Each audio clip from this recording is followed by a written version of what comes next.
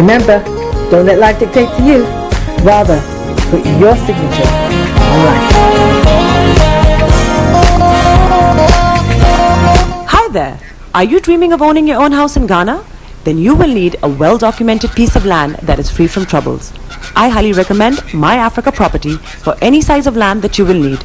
With My Africa Property, lands are available in Pram, Sopoli, Tohenia, Ogome, Dodova, Winneba, and many other locations at affordable prices. These locations are about an hour away from the airport, only 35 minutes from the motorway, 10 minutes drive from Central University College, 10 minutes drive to the beach, and close to Pram Senior High School and Ghana Men's Soccer Center of Excellence. For more details, visit our website www.myafricaproperty.com or call our UK office on 0208 123 2523. For our US and Canada offices, call us on +1 585 184 994145. You can also email us at ghana@myafricaproperty.com. Tune in to On Point here on Star Radio UK with Empress Regina every Monday at 5 p.m. GMT. Looking forward to your company. Check me out. He tells me my energy is making him tired. Yes! How do you get the energy to do I've been told that I have a lot of energy, but my goodness, I think today I have met my match, people. I have met my match, Miss Suzanne. Wow, amazing. One of the things that's the start of the darkness. The whole of darkness. So what did that Myself and the world will adjust. And 2019. Forget the proverbial boardroom. Join me, Simone Frazier, on the CEO, the program that gives you the driving seat over your life. Every Tuesday, 8 p.m. only on Star Radio. Getting onto the property ladder has never been easy until now. Join us this and every Thursday from 7 p.m. to 8:30 p.m. live on the Property Hour Show on Star Radio UK, where we talk to mortgage brokers, property developers, estate agents, landlord, tenant, property consultants on how to invest or get into the property business and make money. You can't afford to miss this. The Property Hour Show is your best source into the property industry. Hi, I'm Dr. Donald Palmer and I'm an immunologist. COVID-19 is still with us and making people ill every day, but it's not too late for all adults to book their first or second NHS COVID-19 vaccination. To get these vaccinations while they are still available and protect yourself and those around you, visit nhs.uk/COVID vaccination or call 119.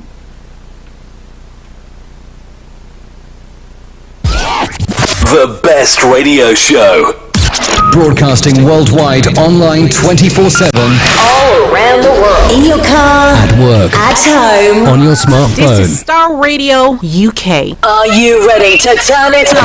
10, 9, 8, 7, 6, 5, 4, 3, 2, 1.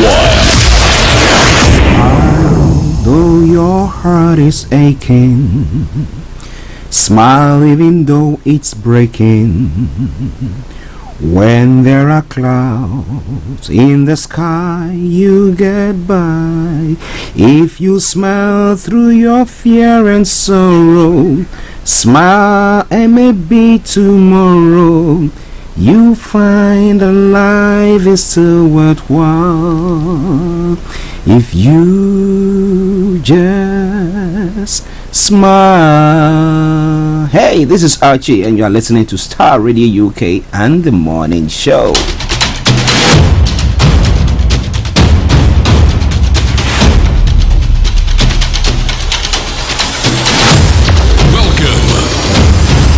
This is Starr Radio. This is UK. Starr Radio UK. This is Starr Radio UK. Welcome.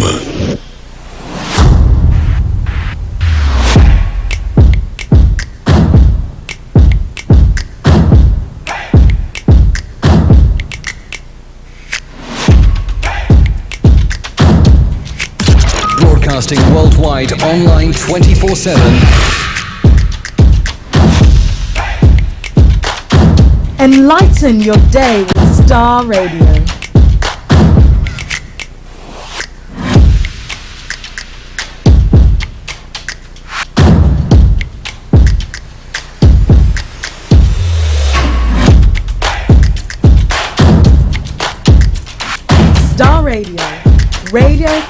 people, by the people.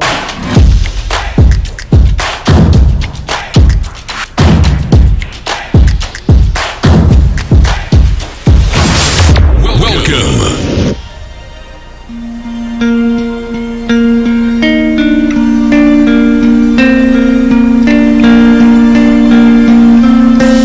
Love for you runs deep. All of you makes my heart beat.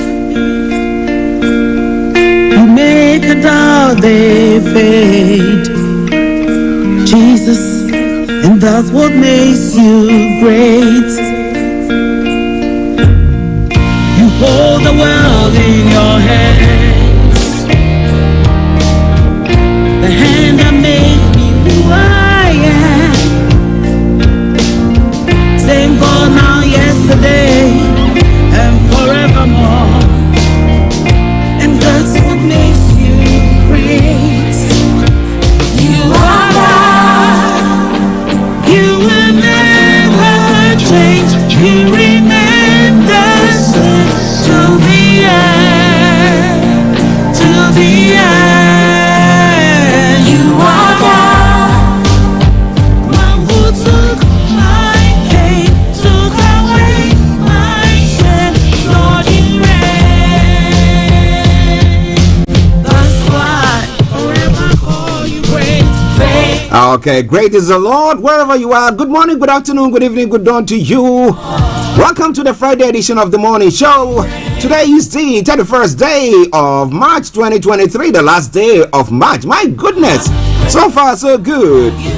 But you have to be grateful to God whatever the situation is, because counting it 3 months on, how many people have lost their lives? Those who are with us, they are no more with us. My goodness. So if you are still alive, though you might not have gotten everything that you are expecting to get and stuff like that, I want you to be rest assured that there is life and therefore there is hope. So once again, welcome. Let me say good morning to my team this morning, Mr. Frank Davis, Mr. Olami Kwaiki, Mr. Dan Tabiri, and my able producer, Mr. Francis Guy. Chukojodi and Felix all the way in Aberdeen, massive good morning to you. Sunday Adebanjo, he was the first person to hop on the platform this morning. Sunday, good morning to you. And to all our wonderful listeners from across the globe, especially Bishop Adeshina, Pastor Momo, Anthony Adedeji, Aziz Barasarik, Sam Maxwell, Moyua, and all you wonderful people there. I salute each and every one of you. But do me a massive favor, share the broadcast with your friends and loved ones, and invite them to like our pages as well. Our old or the Starr Radio UK channel. Yes, the YouTube channel that is up and running, as I did announce yesterday that was going to be today.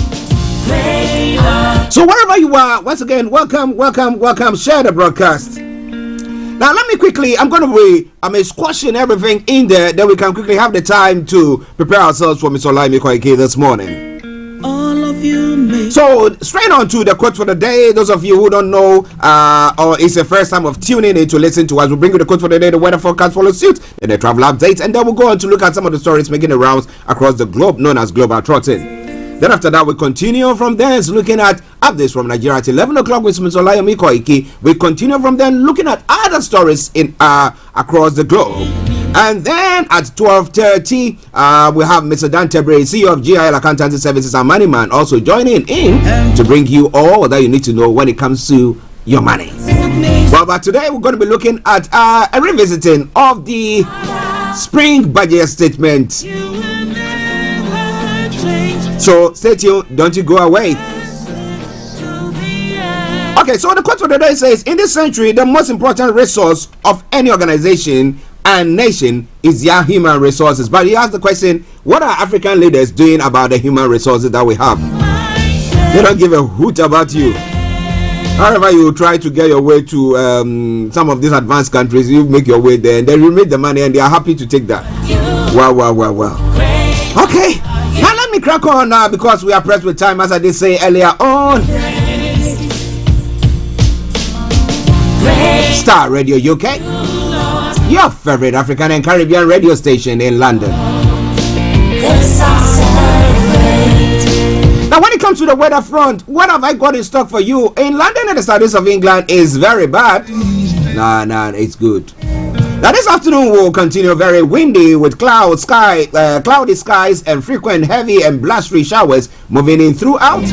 Now this evening will start with cloudy skies and some daytime showers lingering. It's going to be turning drier late on, but the odd shower cannot be ruled out until dawn, remaining cloudy and breezy. Temperature is going to be 13 degrees, the lowest is going to be 9 degrees, pollen level low, UV level low, pollution low, sunset 1932. When it comes to the weekend weather, Saturday, a mixture of cloud and rain there as well. Top temperature 11 degrees, the lowest 7 degrees. Then Sunday, cloud and sunshine there for you. So if you have any event, but the best day to have any event will be Monday, where we have blanket sunshine. Okay, so that is the end of the weather forecast for you, but you can share with us what is happening in your area. All our listeners in the UAE, we salute you. Now let me cut the chance, go straight to the travel updates. This morning, wherever you might be, continue to keep your dial so logged on Starr Radio UK. It is your favorite African and Caribbean radio station in London. This is Starr Radio UK. Okay, so on the underground this morning, apart from the Jubilee line that's got minor delays due to train shortages, all the others have got good service. London Tramlink, good service. DLR, good service. But on the London Overground, there is part suspension. No service between Edmonton Green to Chestnut due to signal failure on the Edmonton Green area. The other side, all the others have got good service there. Now moving on straight to the major roads in London. Now A2, A23, A24, A4, Central London Red Route and South Circular A205 have all got closures. A40 and Blackwater are serious delays. If you can avoid them, do your best to do so. On the river bus this morning, good service throughout. London cable cars returned in good service there as well. But to the final segment of the travel update, my goodness. But that's the National Rail, Chiltern Railways, okay, and Transport for Wales have got special service. That aside, First Haul Trains, First Transpennine Express, Grand Central, Great Western Railway, Great Anglia, London North Eastern Railway, Lumo, Northern Rail have all got minor delays. All the others have got good service. So on that note, as I would do say, good morning, good afternoon, good evening, good dawn to you wherever you might be on planet Earth. Enjoy your commute for today, but you know what? Continue to keep those eyes on the roads. Hi, I'm Dr. Donald Palmer and I'm an immunologist. COVID-19 is still with us and making people ill every day, but it's not too late for all adults to book their first or second NHS COVID-19 vaccination. To get these vaccinations while they are still available and protect yourself and those around you, visit nhs.uk/COVID vaccination or call 119. Welcome back to the program. It is Starr Radio UK. It is the Friday edition of the morning show. Now let's go global trotting, a quick one from there. So brace yourself. Now if you are sitting, sit very comfortably, standing, hold on to something. It's going to be bumpy. We're going to be flying very fast at a very sweet speed. So please stay with us. Okay, when it comes to Nigeria, the OPS predicts woes as national debt hits 46 trillion naira. And then Nigerians protest against Tinubu at White House. APC calls them losers. We'll be telling you more about that. Okay, and then in other stories making the rounds there on the African continent as well, we have Harris hailed Tanzania first female president as a champion of democracy. Well, they didn't actually go for election for them to vote her into power because the president Magufuli died and then she took the reins. So let's see, when we want to test democracy really, when she goes for election, stands for election and she wins it, then we can say that. But well, that's what she's saying. So let's see what is happening. Are they going to be telling the Tanzanians, you know what? You get LGBTQ plus laws in place, protect them, and then you get some more money. Are we going to be hearing that? Especially when we know that Tanzania seems to be majority Muslim there as well. What do you think? Well, we're going to be looking at all those stories as the world or as the news unfold. Now, Cote d'Ivoire ex-president Bidie calls for unity in his party to win the next election. Well, Bidie will be telling you more about that as well. Stay tuned and don't you go away. Now, ECG releases load shedding timetable for March 30th to April 7th. Well, has Dumsa returned to Ghana? Well, South Africans are trying to sort theirs out now. I think it's translated or traveled or landed back in Ghana. But Frank was telling me the other time, he said it never stopped. It was still there. They were facing it daily. Now, what do you think? If you are listening to us from there, is it Dumsa? Or maybe this one is what? Doom bro. Whoever knows. But whatever it is, maybe Nepa has happened to Ghana. Let's go back. And there's some other story. Let's win 2024 election to Anna Rollins. That's what the four is saying. Now, they say that who is going to be the flag bearer of the NDC? The leadership contention, elections is going to be taking place there. Is it going to be Dr. Dufour? It's going to be the former president, John Mahama. Is it going to be who? Who else? A few of them there. I know a couple of them have dropped out, but I'll be telling you more about that once we come back to it. Baumia competence, loyalty, making best to lead MPP group. I think people will have a different say about that, but we'll be telling you more about all that in a moment. Now, when we come to the U.S., Trump becomes first ex-president, U.S. president, to face criminal charges. You know what he said? He said it's all political. They're trying to use trying to play some politics in there to get him, to knock him out of the race for the 2024 election. Is that what is going to be happening? You know that he will be whipping up the sentiment so that his supporters will come out, as he did sometime last week, saying that last Tuesday, the Tuesday before, he was going to be arrested. Nothing took place, but now he's been charged. Let's see what is going to happen there. Hash paying, hash money, more going to be coming your way. And house prices see biggest annual fall since 2009. Property prices dropped by 3.1% in the year to March, the Nationwide says. Has it impacted you? And what do you think about all that? More going to be coming your way. Now, racism claims against Vaughan found not proved. Now, Michael Vaughan is declared on balance of probabilities of using racist language towards former Yorkshire teammate Azim Rafiq. Well. We hope that it's the truth, and absolutely there is no wishy-washy thing going on there as well. But it's not coming away from Star Radio UK. Now, final one before we take a music break and wait for Mr. Olaimi Kweki to join in. Shocking abuse found across fire service. The findings could be the tip of the iceberg. Watchdog says it says that virtually all the fire service or the what do they call fire brigade in the UK, some way, somehow, got something of the sort happening. Misogyny, racism, all sort of abuse is going on there. What do you think? Lots more going to be coming your way from there. Stay tuned. Don't touch the dial. And those of you who are on half term and parents who are traveling, we salute each and every one of you. But remember, Heathrow strikes to go ahead over Easter break. Now, last day talks between Heathrow Airport and the United Union representing security guards break down. So starting from today, I think they are embarking on a strike. But whatever it is, stay tuned, enjoy this music, and we will be with you. This is from General Boachiansa, and it says everlasting to everlasting. Enjoy it.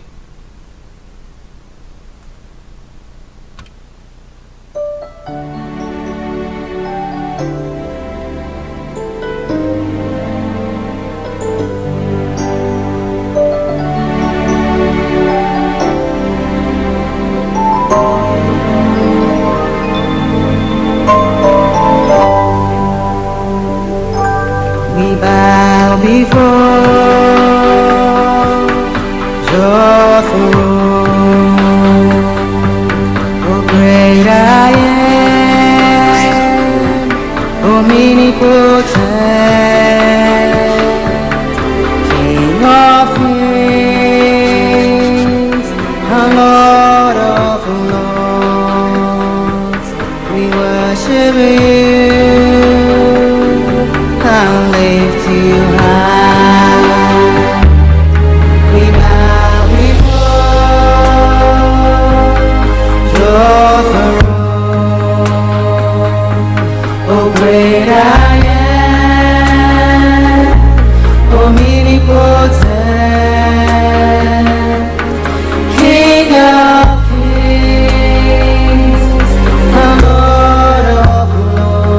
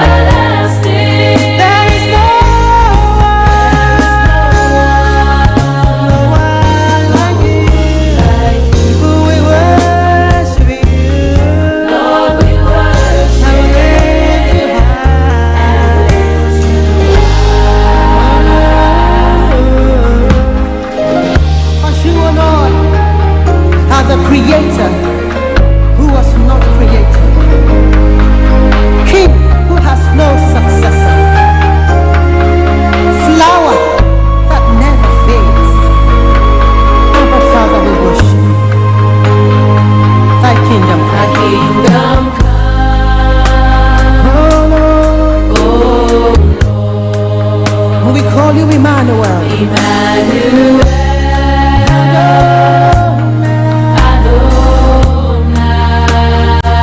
are the first, the Alpha and Omega. That's why we bow down and worship you. And we lift you high,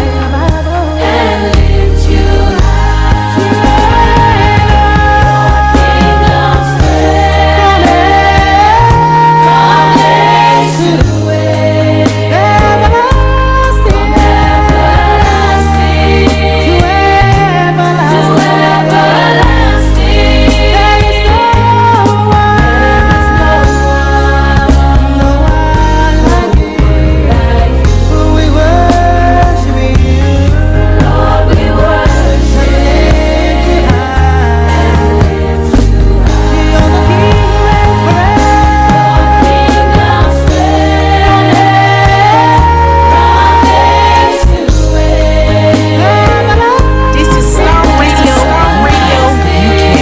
In your car, at home, On your smartphone. from the north to the south, from the east to the west. Nobody like you, Jesus. Lord, we worship you. There is no one. There is no one like you. We worship you. Everlasting to everlasting from Pastor Theodora Boachiansa. Theodora Gospel. I mean, it's the kingdom of God that reigns forever.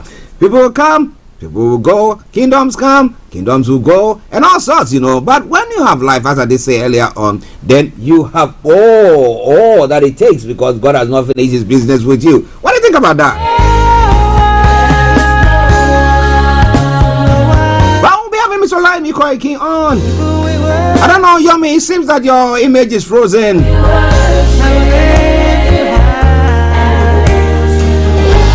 Whilst he tried to sort his image out there, For you, O Lord, as a creator who was not created, king who has no successor,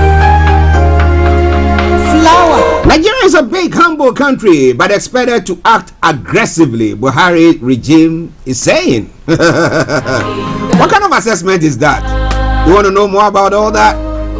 Just got to just stay with us. Call you Emmanuel. But let's see whether Yomi's image is not frozen still. But it looks like maybe he's experiencing doomsday, Ghana doomsday, or Nigeria Nepa has caught him here. But let's see. Yomi, can you hear me? Okay.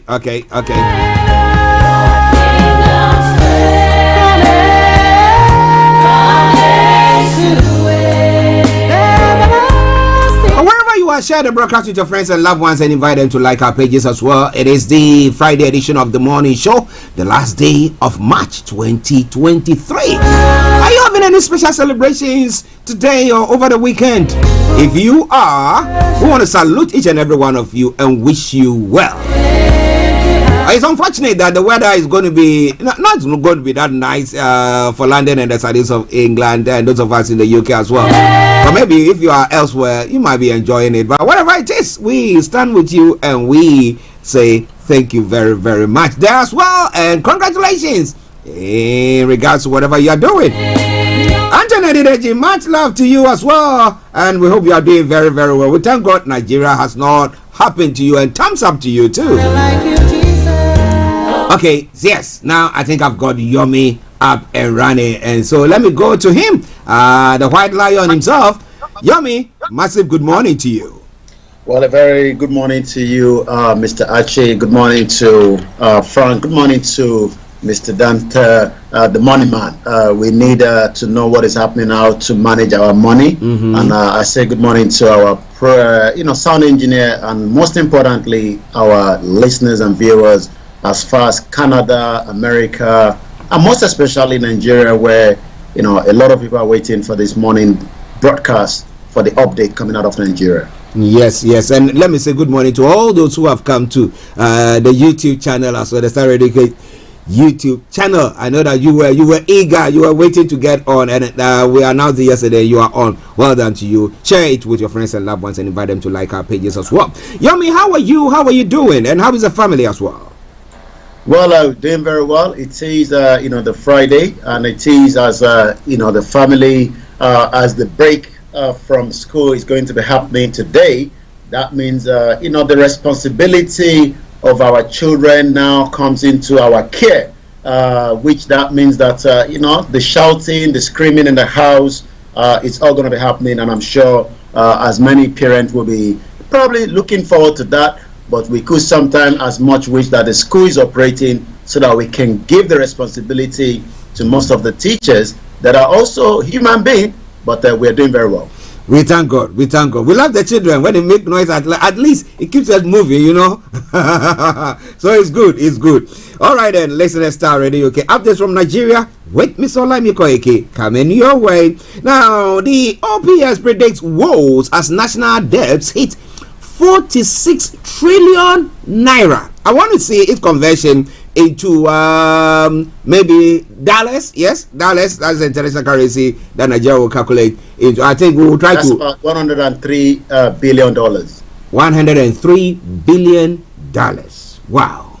And gross domestic product of Nigeria. We're talking about all that. We want to see what, because I remember when we did talk about the fact that some ships, or what do they call them, tankers, come onto the shores of Nigeria, and crude oil is just piped into it, and they take it away. Nobody knows. It's not accounted for. We don't know who is dealing with. But meanwhile, they are not like night ships, or invisible ships. These are gigantic ships. Okay, yet they say they don't see it, and we are now running into a debt of what, 100 and something billion dollars. Well, Yomi, tell us more about it. The debt, the national debt as at September last year is about 44 trillion naira. That means that we have literally gone 2 trillion more than September 2022. The question is the Debt Management Office that revealed that Nigeria's total public debt stock increased to about $103 billion, but approximately about 46 trillion in the fourth quarter of 2022. According to the office, the new figure consists of the domestic and the external total debt that has been stocked up by the federal government and sub-national government. What do we mean by that? I mean, we have 36 states, including the federal capital. As the governor of Ogun State, you could be able to get a loan, as long as there's a project that you think, might be necessary for that loan. So that has been added to the figure that we are discussing. But is it something visible to show off? I mean, when we talk about these $103 billion debt, what can we show for it in the Northeast, in the Southwest, and likewise across the 36 states? The DMO stated that the comparative figure of the public debt from 2021 was 39.56 trillion, which is about $95 billion. That is in 2021 as of December 31st. So that literally means that the debt ratio is going up, and how do we pay back the debt is the question. As much as the country is not producing. I heard you speaking before I was joining the program. Let me give you what I was doing a bit of research this morning. Aloe vera. Aloe vera is a very, very important plant, but also there are some countries that are very, very small that are making headways when it comes to aloe vera, and we can talk about Dominican Republic. Dominican Republic is just about under 10 million population, and when you look at the amount of aloe vera generated from that particular part of the world, is almost close to billions dollar in terms of the revenue.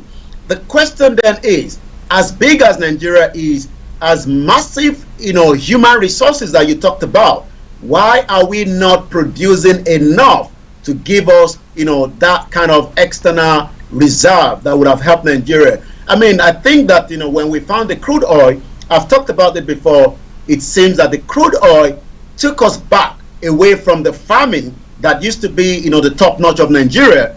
And sometimes people say the crude oil is just the increment of the devil.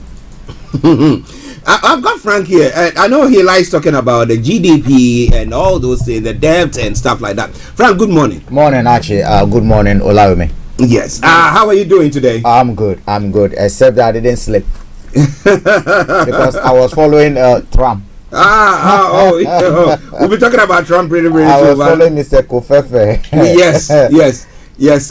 Now look at Nigeria's debt. We look at Ghana's debt. We look at the natural resources in all those countries. When it comes to Africa, you talk about countries where, a continent where we are so blessed with natural resources. Yeah. Now, I did talk about, aside an example of some event that took place in Nigeria where tankers came to the shores.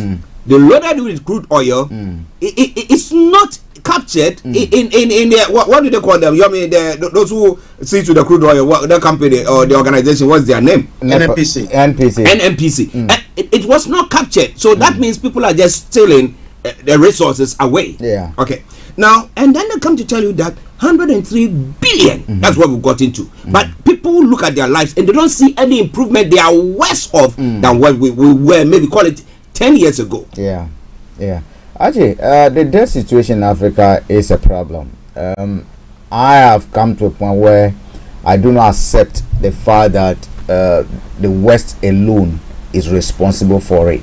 I do believe the trade relationship, the structure of our economies play a lot of part in it. But I do not believe that that's entirely true. One, if you look at the projects that we do, we inflate project cost. Okay, so Nigerian will take a contract. Apart from the profit they make, the people who are awarding the contract themselves will basically pass on 20 or 30% onto the actual cost of doing the work, and those are all loan monies. Are you getting me? So I do not accept that. Well, is the trade relations alone that cause us some of this? Yes, they do, but corruption within our system. And again, if you look at our system, there are certain things that we don't need to import. We do. And then once you go importing those things, what do? You chase foreign currency. Yeah. You are not exporting more. And even those that we are producing in the country, most of them, the wealth is not staying in the country.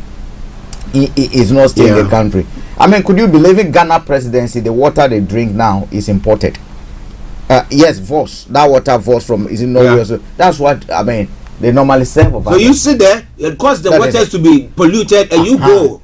So at the end of the day, there's so much waste. If you look at the press, if you take Buhari for instance, how many times has Buhari not traveled to the UK for medical attention? Who pays that? Are you getting me? Yeah. Even if you take the working of our governments, not even corruption alone, why should someone travel from Nigeria, a minister of works or a minister of, let's say, minister of agriculture? Why should minister of agriculture travel from Nigeria to the UK, US or Canada to attend a conference? When if it were to be the other way round, the ambassadors, the attaches over there, who pays the money? It might not be corruption, but it's wastage. Yeah. You have an embassy full of ministers, but we still will shape people to come and attend needless conferences that do not yield results. If you look at what they call it, the COP, 26. In Glasgow. No, COP 25 was in Glasgow. Oh, this one was one of them. The one that was in Egypt was 27. Yeah. Oh, whatever. That was a COP. Whatever I think it was COP. Allow me, it was a COP, isn't it? If you take Ghana alone, Ghana sent over 200 and something delegates to that conference. As we speak now, when you get to Accra, as to whether what they did in that conference is even reflecting in their offices, in front of their offices, is something. We're talking about climate change. People are taking actions to stop pollution. They are taking actions or even the type of cars that we drive. The cars that took them to the airport, and when they arrive back at the back home, back to the airport, the cars that will drive them back home are 6.5 gasless. They are polluted. Are you getting me? 6.6 cylinder, a Ford what do you call it? Escapades or Escalades or whatever you call it. One Ford F-150. Those are the kind of cars that take them. Land Cruisers, 5.7 liter engines. That's what takes them. Petrol, diesel. Are you getting? So you ask yourself, that is all wastage, right? So some of these things we need to look at our expenditure. We're talking of Ghana, for instance. We're talking of these senators in Nigeria. We're talking of this, the benefits that they take home at this allowance, book, what do you call it, girlfriend allowance, shirt allowance, car allowance, and what are they delivering for us? Delivering close to, because at the end of the day, we continue to suffer, they continue to benefit. Actually, for me, it's about time we sit as a people and begin to look at the type of people we are. Our expect. That's why I keep on saying this democracy, the presidential system, is not going to work for us. Because you might be lucky to get one sane person who will stand up and start speaking to the minister, to the president in parliament when the whole world is watching, and that might begin to trigger something. I mean, in their brains that we are doing a lot of wastage. Are you getting me? I mean, but at the end of the day, actually, there's no end in sight. There's no end in sight. No hope for us. No. It's not going to happen unless we have radicals who come and say, you know what, forget about this. Yeah. But well, the DSS will look for every radical who will say that forget about this. That's what will happen in Nigeria. Thank you, Frank. Now, Yomi, so what are Nigerians saying about it at the moment? Or people don't, I mean, they think that, well, it's my own small economy, myself, my family, what I'm going to, that small economy that I have, that's what they are looking at. So whatever the nation is owing or is indebted into, and they don't give a hoot about it. Well, that's even if anyone understand, for those that are trying to make a living. I mean, it is easy for some of us, especially outside the country, and a little bit of the elite on the ground that understand. But the only reason why people on the ground will probably, maybe not understand that because we are in debt, we are not a producing country. We are talking about 200 million. I've been looking at the dollarization, the change of things that is going to happen as China, Brazil, are making the new ways in terms of, stopping to make use of the dollarization. And during my late night conversation yesterday, I was actually comparing the amount of business trade between Brazil and China. Brazil is about almost 200 million as well. But the question is, if Nigeria has been producing, so many different produce that is needed in different African countries, today, an average Nigerian in any part of Nigeria will be able not to feel the impact. But the reason why Nigerians are feeling the impact is because, the borrowing that has been going on for a very long time has not been materialized in making the communities, in open up the infrastructures. And when you look at the Lagos-Ibadan Expressway, this project has been going on since I left Nigeria, and it is not yet completed. Well, listeners, it's Starr Radio UK. Do you care about the national debt of your country? Especially in this case where we are talking about Nigeria, which is up to $103 billion. Now, do you see your economy, your personal one? Do you see any improvement there, or your GDP, your personal GDP? Do you see it improved in any way, shape, or form? Or do you feel worse off than where you were in the last 5 years? I might have some, some of the response from Nigerians, regarding the debt, on the social media. According to CM Indugba at Chinedu, he actually says simple: APC supporters and their generations, both born and yet unborn, will be used as collateral to pay back the debt. According to at Akpake at day 22, it sounded like Nigerians benefited from it. Would it not be better if it is tied to president and governor's debt? Let's take two more. According to at 2 Huba official, I haven't seen anything that made out of the borrowing. And according to T-Rai says, insecurity and debt are two things rising in Nigeria. We ain't doing too bad after all. Maybe we have these to are take the unresponsible Magafuli. Nigerians. Yeah, we have to take the Magafuli step where he decided that nobody was traveling. No, I mean we are trying to do everything locally to better ourselves. Ajay, borrowing is not bad. Borrowing is good, but what you use the money for is a problem. About over half of the UK are in debt. Yeah, but they will be able to show you this is my house. Yeah, because being in a mortgage house is debt. Yeah, we drive cars that are mortgaged. Yeah, so it's borrowing is not bad. If you look at Dangote, if you take Dangote company as a whole, if you take even the cement factory and even the oil refinery that he's building, Dangote only has less than 20% of his own money in that. Even in that. The rest are shareholders who have borrowed money and brought the money. But you see, they didn't borrow that money to go and buy cars that will be used for transporting a governor somewhere, a senator to go and cast salt for a bridge that you step on it, they collapse. Are you getting me? Because if you look at the amount of money that was involved in even sending someone to go and commission a wooden bridge, that even collapsed, that is also debt. So our lifestyle actually is a problem. We borrow for consumption. We borrow to buy cars for the ministers that are not bringing anything good. So we sign an agreement. Oh, we need to change the fleet of cars that Buhari drives in, the fleet of cars that Akufo-Addo drives in. Akufo-Addo came to presidency the first time. He said we're going to use his own cars. Is that not what he used? Now, for the first time in the history of Ghana, we have the one of the most expensive fleets in a presidential convoy, Lexus. All right, fully customized bulletproof Lexus. We've moved from Nizam Patrol to what do you call it? To Land Cruisers. Now Land Cruisers are now being used 5.7 liter. Actually, I'm mentioning the specific engine because I've seen them. I went line up. Okay, I've been used just by these spokespersons and other things. Wow. They are using them, but once you get to a point close to the presidency, you are now going to even if it's Land Cruiser using the SSL, the executive one. Are you getting me? The Lexus. That's why you get into top of the range. Top of the range, because they want to show we have arrived. Meanwhile, you are indebted to your. Look, actually, for me, I've always said it. I proposed something before. When politicians started facing that, you saw them changing.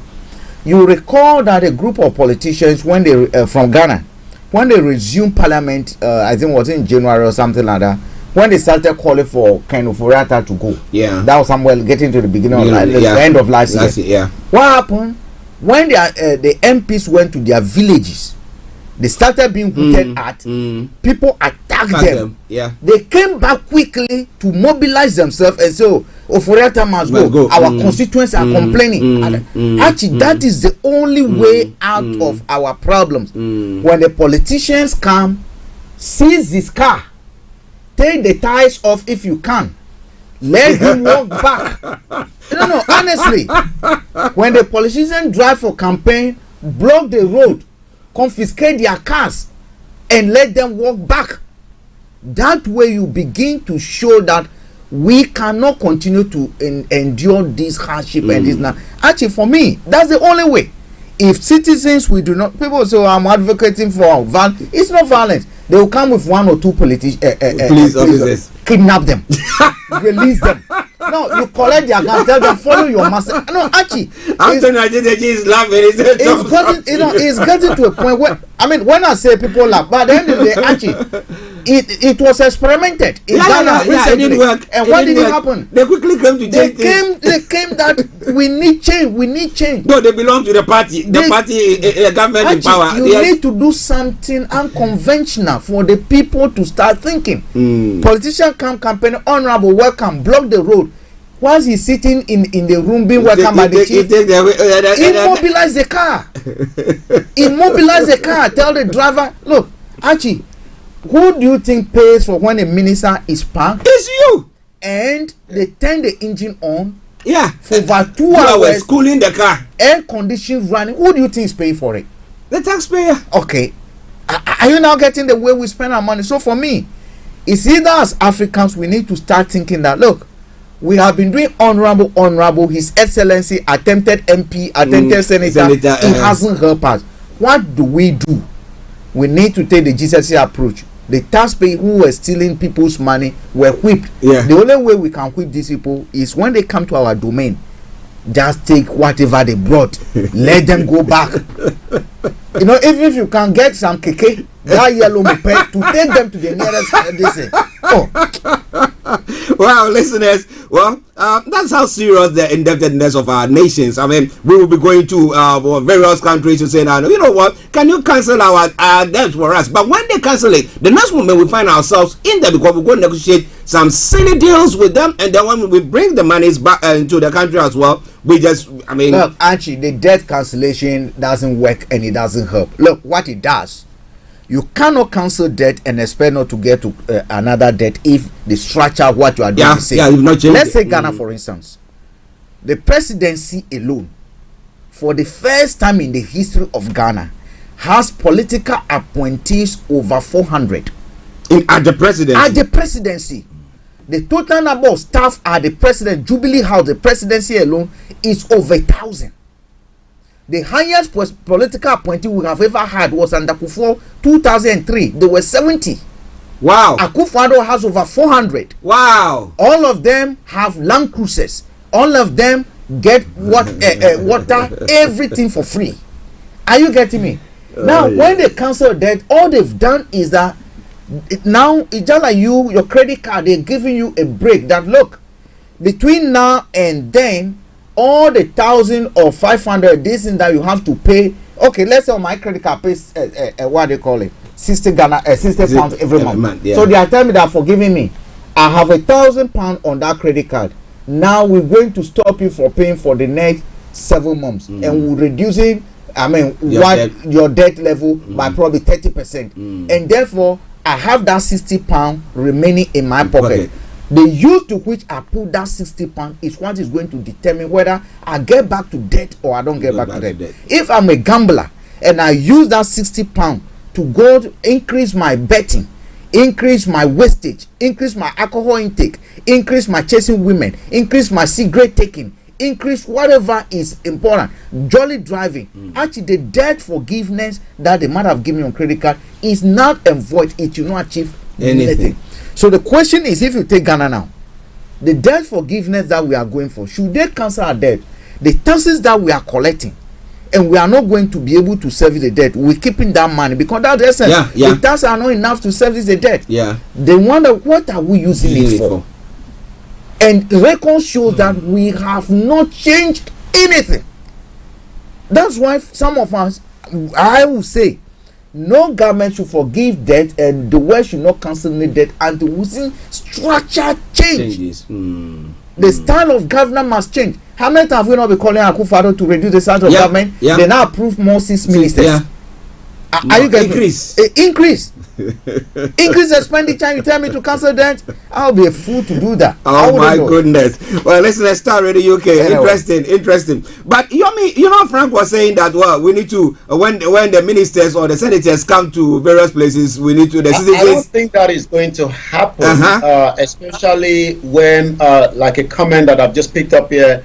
You go to the church on Sunday, and my daddy Gio has said 2023 is our year of turnaround and explosive prosperity in Nigeria. So definitely nobody's going to believe that whatever Frank is saying should be the right approach, and that is why as much as in other part of the world, we do say like the French citizens that are coming out, just because of their pension, they've literally turned things around. It might not be in the favor of Macron, but it is in their own favor as a citizen saying to their government, we will hold you accountable. But in Nigeria, it doesn't work like that. I'm sure it's the same thing in Africa. And just as Steve Ank is saying, as President Muhammadu Buhari is sleeping, hashtag Nigeria's economy who's continue to worsen in this week hangs currency watch list. Nigeria takes the 19th place. The naira has depreciated against the US dollar by 26% since 2020 January. The Nigerian naira is yet another central bank junk currency.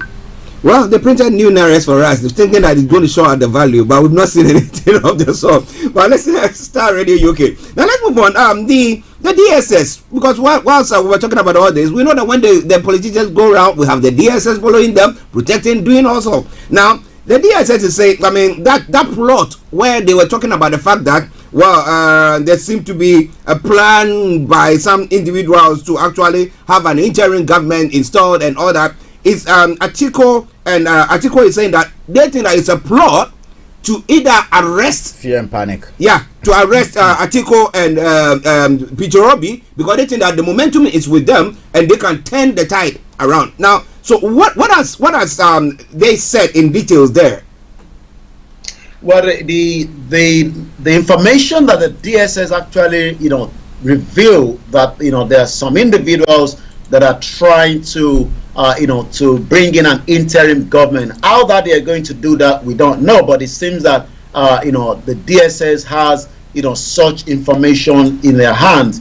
They've not given us the names of those behind it, but it seems also that PDP disagree with that, just as the Labour Party as well. There's been a different mixed reaction. Let me take you to what one of the senior advocate of Nigeria is saying. Agbakoba, no constitutional provision for interim government. It is a total nonsense. It is not an idea not visible under Buhari, says Lalong. CD dismissed it is as unwarranted, unnecessary, subversive. DSS report is fake, is a plot to arrest Atiku and Peter Obi, alleged Frank.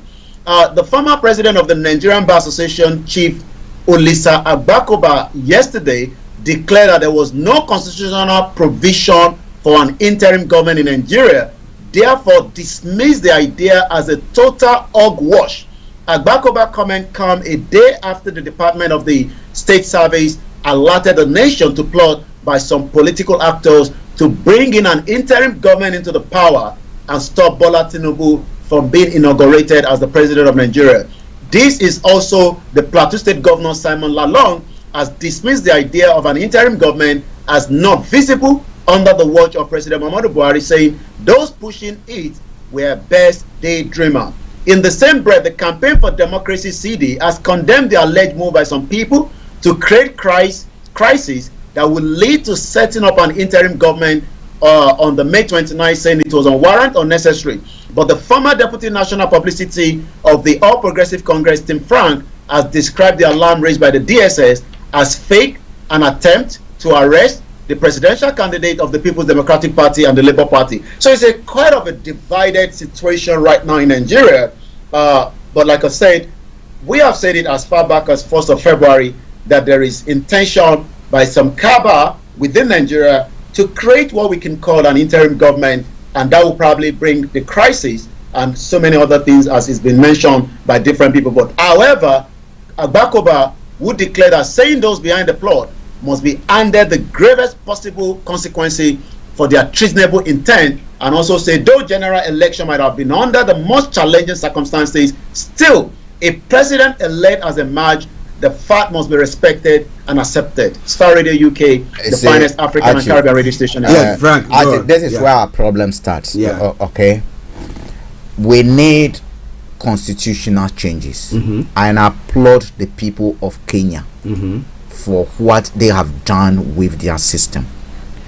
You and I know that when the kind of system we run, from the executive presidency, they have control virtually everything. Even they can decide that today they are terminating your life, and it has happened. All right. Yeah. Today, as we speak, Trump is facing charges for paying a prostitute harsh money. Money just to be quiet.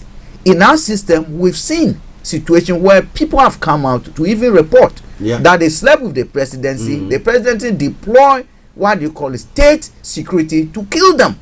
Sewa Brony of Canada said that about Akufo-Addo, right? We know in our system, once you assume the presidency, you begin to control, Akufo-Addo call it, control the levers of power. You decide what can be done, and we give you that utmost respect. Oh, we don't want to embarrass the presidency. We don't want to do this. So that even if you committed murder to gain the presidency, once you are sworn in, you now become the decider of how even the wrong that you did should be investigated. You can commit murder. You can go and kill Buhari today, get them to swear you in. And once you assume the presidency, you can untouchable. And you become untouchable. The murder that you've committed is swept under the carpet. Look, we need to come to a point where a special court should be set up. What has happened in Nigeria is a call for prudent thinking if we want what they call peace. Before May, a 30 days trial period should be set. We entering April. Let the trial be within April. If Tinubu is found to have won the election, genuinely, let him go ahead. But if he's found not to have won the election, cancel the election, put an interim government in place. Even if you have to extend Buhari term, Parliament can take a decision, extend Buhari term by the next 30 days, by the next 40 days, or by the next 50, or bring a unity government in place for that. But do not tell us that someone has committed crime, or probably crime has resulted in the pronouncement of someone as the presidency, and the president, because it it doesn't happen. If it works that way, then what you are telling us that the end justifies the means. Whichever way you can get there. Look, no one should worry themselves campaigning. The campaigning money, use it to train tax that to steal the ballot box, force people to upload results onto the system, get a hacker somewhere that can hack into the system. Even if you have to use all your money, just participate, hack into the system, participate, put a gun against some guys, some basically mask wearing guys, to put a gun on the head of the the INEC official, let him pronounce you president, and you are gone. That's it. That's exactly what we are saying. That's probably why this comment from a Twitter handle says INEC have actually used 300 billion naira and give us Okrika goods. Which one is that? What is Okrika goods? Fake goods. Okrika is a second-hand outfit. Oh my goodness! Wow! Listeners, it's quite an interesting morning. But we'll go to Yomi for the rest of the stories making the rounds. Olarin Wanjo, good morning to you. We thank you very much for your comment there as well. We're doing our best. We will tell you more about whatever the comments there are about. Thank you very, very much. So over to you, Yomi, for the rest of the stories making the rounds. Well, thank you so much. As we just go straight into it at exactly 41 minutes past 11. Shegwana says our politicians are wasteful spenders, period. That is coming from one of the comments as well this morning, and we continue to look at it as well. Also, Latunja Festo says there will be no interim government in Nigeria. People should forget about that. And so many other as well. Pastor Mo said the truth of the matter is that not until the people themselves rise up and say no, the suffering continues. When you chase a goat to the wall, something will happen one day. Sorry, you want me to come back? No, go on. Yeah. So let's now touch quickly on some election. APC US knocks planned protest at White House. So far, the US have not really, Biden has not made the call yet. Probably maybe just waiting to see how the tribunal will go ahead as well. No student died during the examination. Fuyo debunks rumor is coming out as the headline this morning as well. And then let's go straight to some of the other headline coming this morning. Nigeria, big humble country, but expected to act aggressively. Buhari regime. That is the headline. They expect us as a big country to be banging the tables out and throwing our weight around. Humility in diplomacy is very apt. President Muhammadu Buhari regime says Nigeria is expected to act aggressively as a big country, noting that the exercise of humility is good for the peace and also the stability of the world as well. Also in one of the headlines as well, is coming this morning, U.S. may designate Nigeria state sponsor of narcotics trafficking over Tinubu's drug crimes in Chicago. The U.S. government in July 1993 had sought from Tinubu a forfeiture of proceeds of narcotics going up to almost $460,000. This has been one of the arguments that might be going into the court as well, because even though it's almost some years ago but evidence proved that money was forfeiture from Tinubu's account, which is money coming from narcotic, in US. And that is why this headline is coming this morning. The administration of the incoming President Bola Tinubu will forfeiture $460 million to the United States government over drug trafficking and money laundering in crimes in 1993, put Nigeria at risk of being designated a narcotic state sponsor in accordance with Kingpin Act 1999. People's Gazette has said the Foreign Narcotic Kingpin Designation Act was passed in 1999 to combat international drug trafficking, impose sanctions on significant foreign narcotic traffickers, and entitled found guilty of economic crime. They prohibit traffickers and their business once they are identified from benefiting from the American financial system. Citing Section 1904, the Act, Abdullah Mahmoud, a lawyer acquainted with the U.S. law, says the Act only applies to foreign persons or companies, but it does not recognize a nation or state as a foreign entity. So this is still, one of some of the, the conversation out there in the social media regarding, these incident that happened between Bola Tinubu while he was living in the U.S. in 1993, where he actually forfeited about almost close to $500,000 to the U.S. government as well. So we're going to go straight to the social media this morning. Quite a lot is trending. Come to Nigeria is trending. Tinubu and 52 is trending. And likewise, there's also where is Tinubu is trending.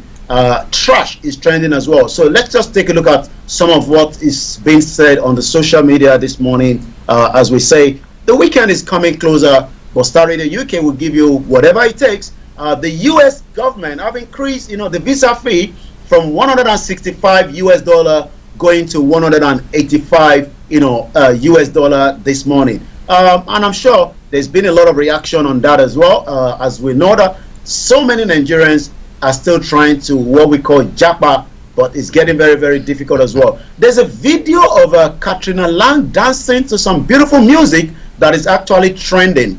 And according to Simon Ekpa this morning, the British Queen of Nigeria, Katrina Lang, the ex-de facto president of Nigeria, you can't see her dancing in Abakaliki or Anambra, but it seems that she's just having the last days of as we know that next month a new British High Commissioner will be coming to Nigeria. They're also giving the police and the secret services 48 hours to arrest Fani Kayode for posing threat to national security, according to some groups as well.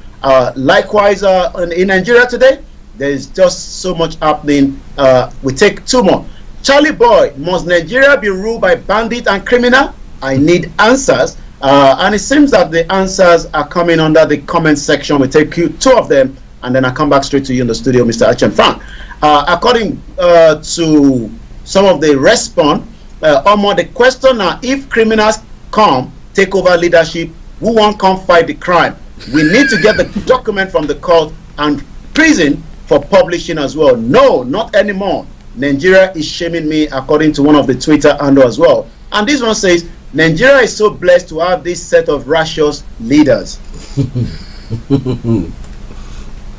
Well, listeners, Starr Radio UK, it is your favorite African and Caribbean radio station in London, bringing the time now to exactement 11:47. But it's been quite an interesting morning because I'm thinking about the whole thing.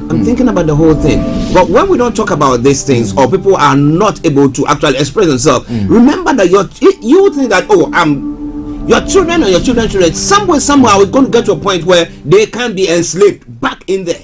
We are already, not that can we are already. We are already enslaved. Oh, of course we are. Aren't you a slave within this economic situation?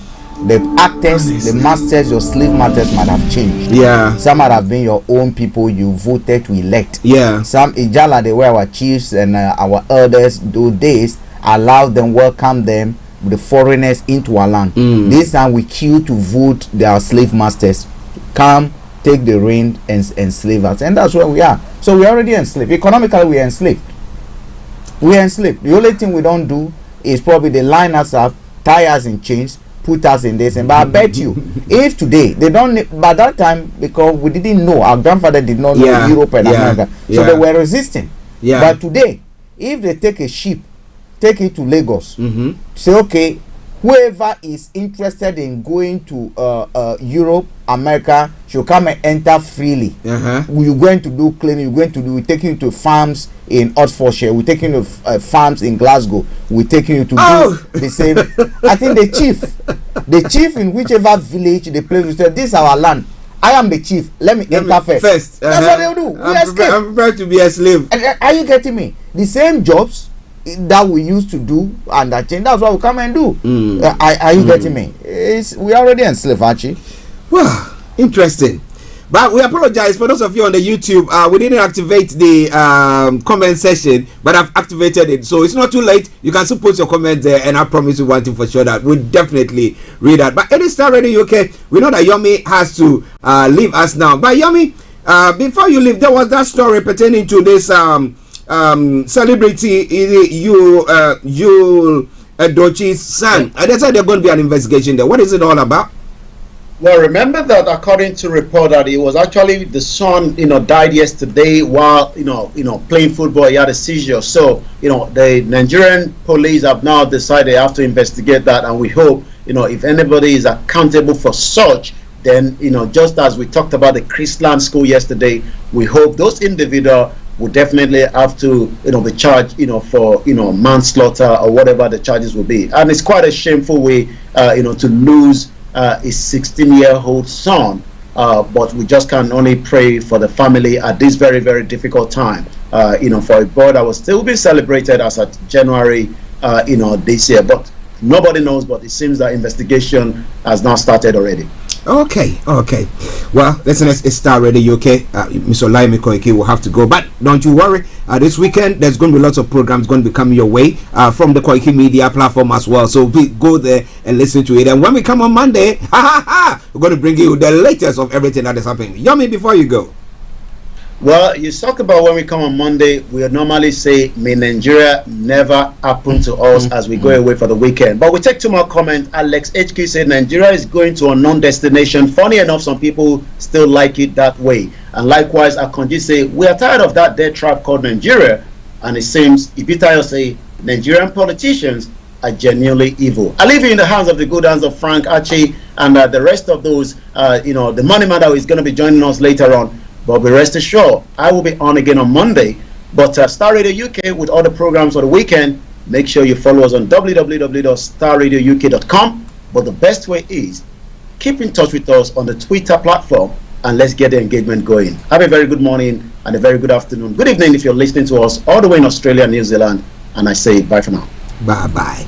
Well, listeners, that has been updates from Nigeria. Very comprehensive one. 9 minutes to the top of the hour. The time with me in the studio, Mr. Frank Davis. I'm Archie. We're going to bring you some music and then we'll continue. But as I said, the comment section on the YouTube has been activated. So feel free, just post your comments there. I knew that those of you who were on there would have loved to, but the producers forgot to activate that. But we are sincerely apologize for that. And so it is up and running. But let's enjoy this tune from the Zongo Man.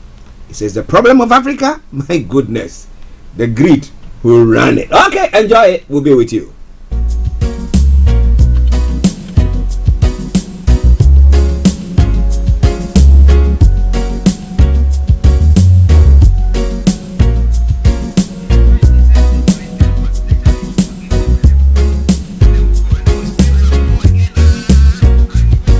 The problem of Africa is the elite. Who run things. The problem of Africa is the elite. Who run things. Them all go to universities. Universities award them degrees. Big degrees.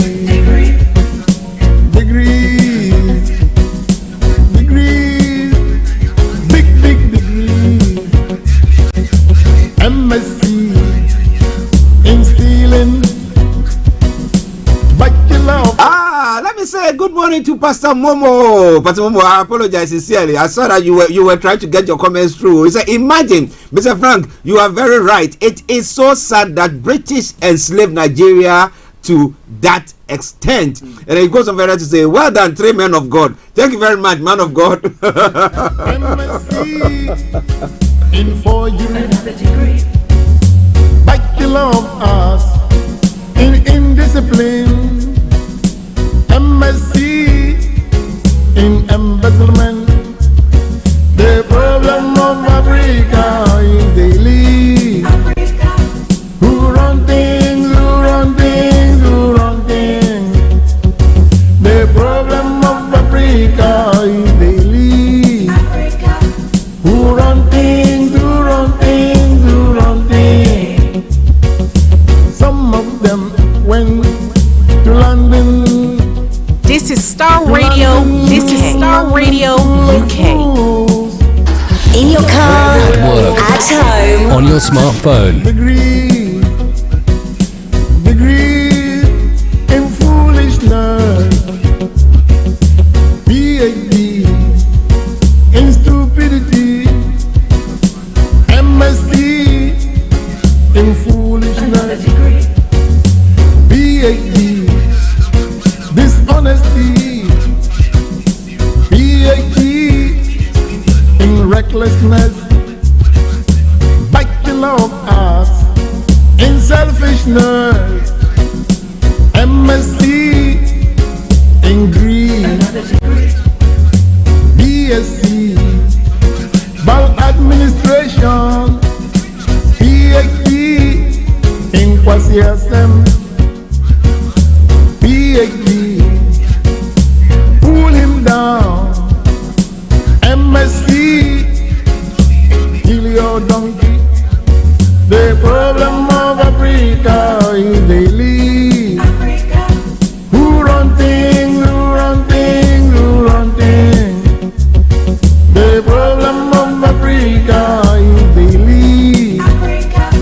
Who run things, who run things.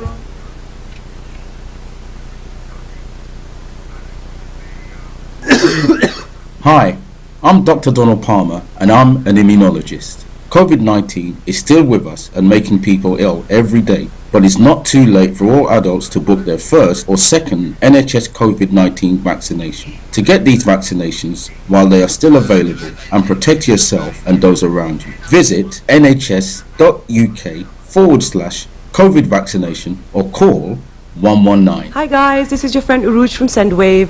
SendWave is a money transfer app that is used by people all over the world to send money to their loved ones in Africa. With SendWave, you can send money to Ghana, Nigeria, Kenya, Uganda and Tanzania. And the best part is, SendWave is absolutely commission free. Our exchange rates are excellent. You can see for yourself by checking them out on our website. So how do you use SendWave? SendWave is an app that you can download onto your phone from the App Store or Google Play Store. The app is free to download. After downloading it, just open the app and enter your name, email and phone number.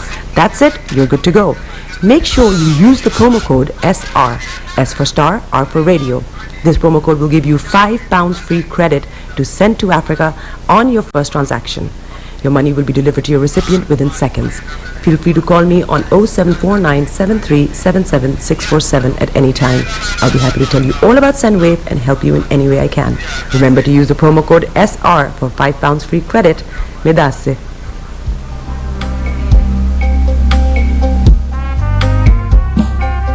Are you looking for the fastest, reliable, and trustworthy door-to-door shipment company? Well, look no further. When was the last time your family received a shipment back in Ghana on time and in time? You are not sure? Well, Lamb Shippers, we pride ourselves with being the fastest, reliable, and trustworthy shippers you can use. You are assured of a prompt pickup anywhere in the UK by our personnel. They also make sure your items are well packaged to get to its destination in time. When it comes to door-to-door shipment, look no further. Well, Lamb Shippers, contact us on 07939009321 or 07498911820, or you can visit our website www.welllamp.co.uk. You can also drop us a mail, info@welllamp@gmail.com. Well lamb shippers, fast, reliable, and trustworthy.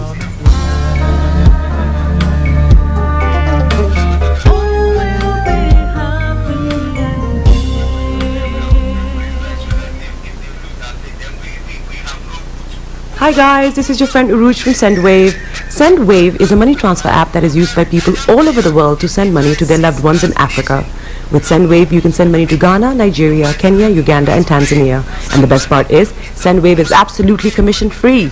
Our exchange rates are excellent. You can see for yourself by checking them out on our website. So how do you use SendWave? SendWave is an app that you can download onto your phone from the App Store or Google Play Store. The app is free to download. After downloading it, just open the app and enter your name, email, and phone number. That's it, you're good to go. Make sure you use the promo code SR. S for Star, R for Radio. This promo code will give you £5 free credit to send to Africa on your first transaction. Your money will be delivered to your recipient within seconds. Feel free to call me on 0749 7377 647 at any time. I'll be happy to tell you all about SendWave and help you in any way I can. Remember to use the promo code SR for £5 free credit. Medase. Welcome back to the program Star Radio UK, your favorite African and Caribbean radio station in London. Bringing the time now to exactly 12 o'clock. Yes, sir. Okay, so let me open the lines for you so that you can join in the conversation. If you have anything that you want to share with us, feel free to do so. Now, if you want to call us, 0208 133 2257 or 58, 0208 133 2257 or 58. Or if you happen to be in the US, Canada, the Caribbean area, it is 001 718 303 2737 0017183032737. You can text or WhatsApp us. It's 0753966144 0753966144. Our Twitter handle is Starr Radio UK and email address is info@starradiouk.com. So whatever you do, get in touch and let your comments be made known. Don't sit on the fence, get involved. Yeah, that's what the politicians say. But when you get involved, then they try to trouble you. But we say get involved and we'll give you the chance to do so. What about that? All right then. With me in the studio, Mr. Frank Davis, I'm Archie, and now we're going to be looking at some of the other stories making the rounds on the African continent. And we'll move on to other parts of the world. Donald Trump. What is he going to be doing now? Well. I'm going to tell you more about all that in a moment, but wherever you are, stay tuned and don't touch the dial. So moving on straight to some of the other stories making the rounds in Africa. Now let's go to Tanzania straight on, and then we'll come to Cote d'Ivoire. Now, Kamala Harris has visited Tanzania. Now, when she got there, her admiration for the Tanzanian leader saying, well, Tanzania is done very, very well when it comes to the presidency, that they have a female president. And I was saying that no, that is not the right assessment of it, because she was not voted into that office. It was the demise of Magufuli that brought her there. So if she stands for another election the next time, and then we see that people vote for her, then we can celebrate that. What do you think? Actually, it's both ways. If you look at Africa, we've seen women, basically rising quickly. If you look at the UN itself, the UN wants participation of women in politics, especially, to be at least 40-60. Even in Europe, we've not achieved that. We've not achieved that 50-60, 60-40%. If you take in Africa, there are areas where we've seen pace setters. We take Liberia, we have Caleb Johnson. We take Joyce Banda in Malawi, who has also led our country. And then you have this woman. The very fact that she was able to be given the opportunity to rise through the ranks up to a point where she became a vice president. That for me is worth your celebration. So we now have a system where barriers have been broken down, that women can now rise through the ranks. We also did not see resistance after Magufuli died. Which is because she's a woman, we will not allow her. So that for me, deserve commendation.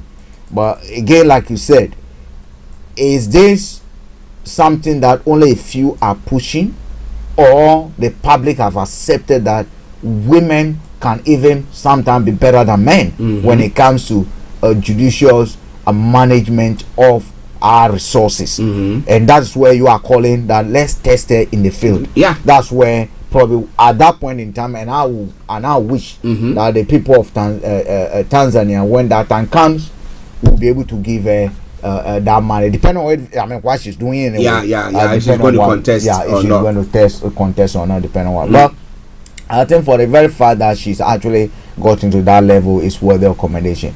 I mean, you take what is happening in other countries, like well, it's not a good example, but still we use it as the same. If you look at Afghanistan, where women are even not being allowed into education, education, then you look at Tanzania and say, here we have a woman who has risen through the ranks, became a vice president, and then now a president. We applaud the people of Tanzania.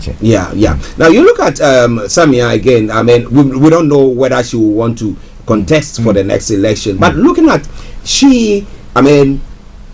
some of the moves, authoritarian moves by the late John Magufuli, she rolling it all back and changing things, making the opposition come in. Do you think that she's been better off? I mean, or because it's a woman, she has that. People have different approach of dealing with it. Some people believe in compromise. Some people believe that compromise might not be good if these are the decisions we want to take, because sometimes compromise delays.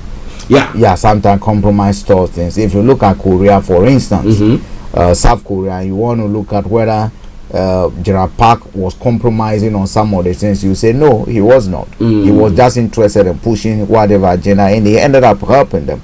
Magufuli, a lot of people might not, some people, opposition especially, might not have agreed with him, but what he was doing, did he help? To a large extent. I mean, if you ask a common Tanzania, they will tell you yes, he did help. I mean, certain things that were put to a stop. I mean, the celebration of unnecessary independence on whatever and other things. Chartering of flights and other things. It is exactly what we're talking about. Where we spend the borrowed money. Again, let's hope that whatever she's doing, she has her own vision. Whatever she's doing, because the time she was the vice president, we didn't expect her to agree 100% with what Magufuli was doing, but where she is now, she has to be able to push her vision. Let's see if the people of Tanzania will endorse her vision comes election time. Okay, listen to Starr Radio UK. We've not got too much time, so let's move on. Now, Uganda will send soldiers to Moscow to defend Putin if need be. That's what the president's son is saying. So that means that Uganda has not come out to say anything, but with that statement, because he being whatever he is and that position, is virtually speaking the voice of government. Now, the son of Ugandan leader Yoweri Museveni, Mohuzi Kainerugaba, said he will send Ugandan troops to defend Moscow in case of an imperialist threat. Now, call me Putinist. That's what he says. If you want, we Uganda should send soldiers to defend Moscow if ever it was threatened by imperialists. He wrote on his Twitter. He likes tweeting. He tweets such serious stuff, and then they'll come again and at that time they take some of them, come back, and listen. Now we had the Uganda once again last week, or was it early this week? It was last week when they voted in Parliament to enact a law saying that look, no LGBTQ plus whatever, and then he goes. So virtually whatever the West seem to be pushing down our throats, he is saying that no, and he has an intention to run for the presidency as well. He's a military guy as well. I mean, I think his elder son. He's a military. He was a military commander. He's still. So at the end of the day, he has controlled the military to some extent. See, actually, the other day we were having this discussion about Putin, the West, and this, and we keep on, and I keep on reminding our listeners that a friend in need is a friend indeed.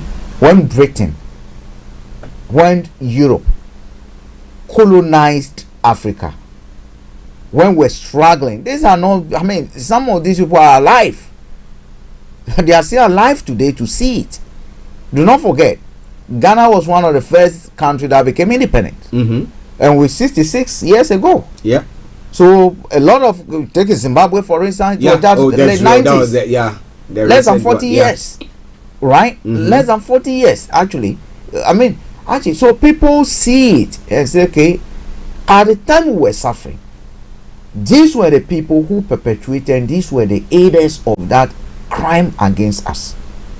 The only people we turned to at that time that were genuine, ready to help us, were Moscow. Should we turn our backs on them today? That's because we think someone who persecuted us the other time has now gone to change his military clothing and is wearing now a jabala that is white. So he's no more. We know what is in the jabala. We know whether he has acid in his jabala. Is it because the gun is not protruding and therefore we should think?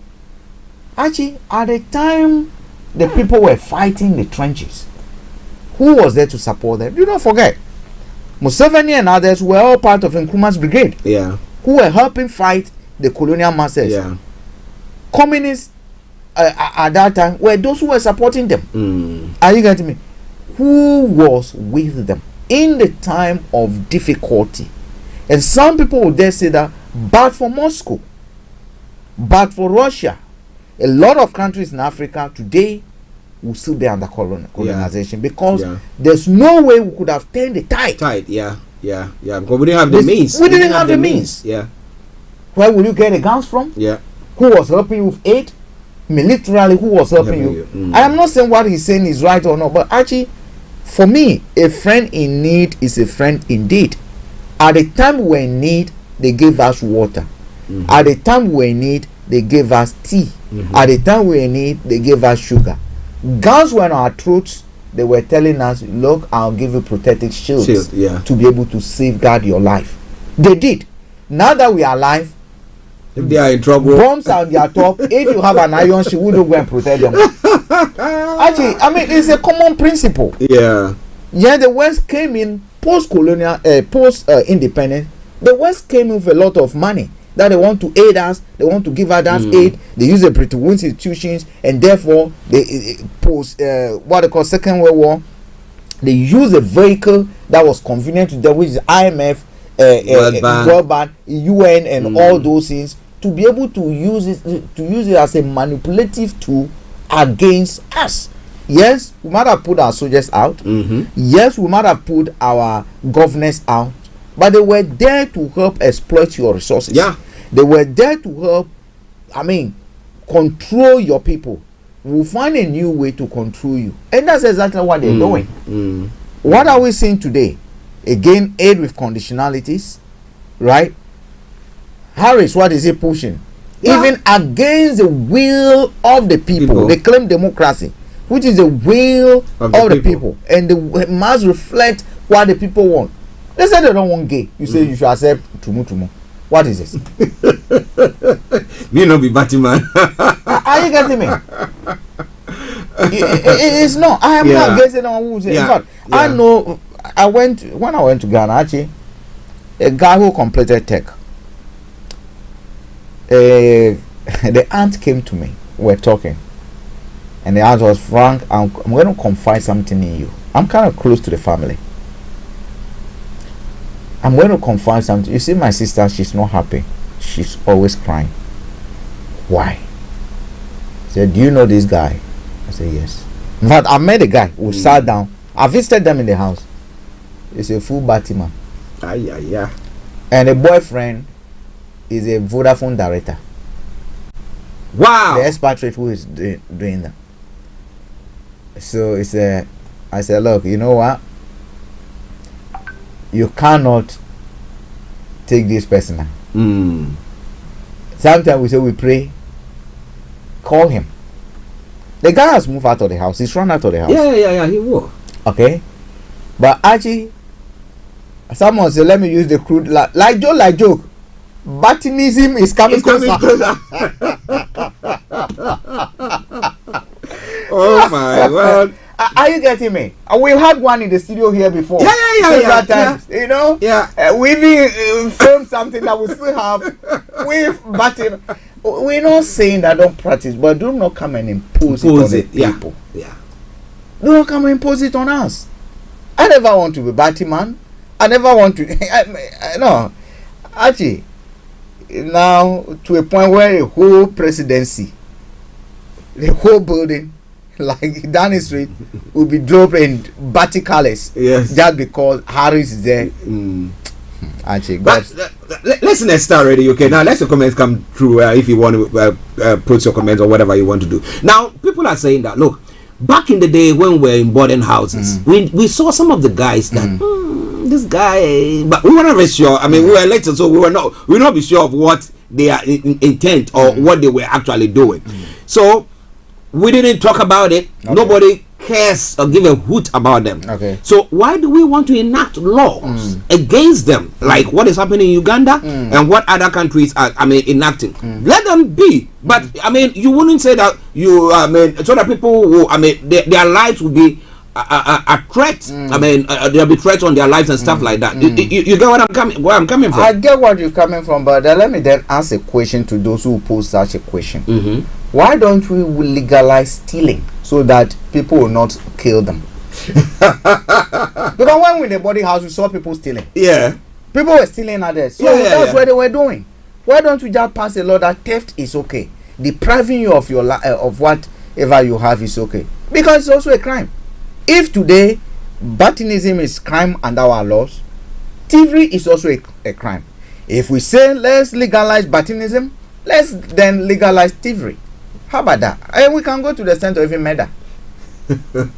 Let's legalize anything in society considered that they do not want, because it's their right. It is my right to enter your farm and chop down your plantain, even if I've not contributed in farming it. How about that? My goodness. The society must always be governed by rules and regulations, and those rules must reflect what the people want and what will help the society at each point in time. Like I said, I do not have a problem with anyone becoming a gay, but if the society today, let's take it to a referendum. Let's take it to a referendum.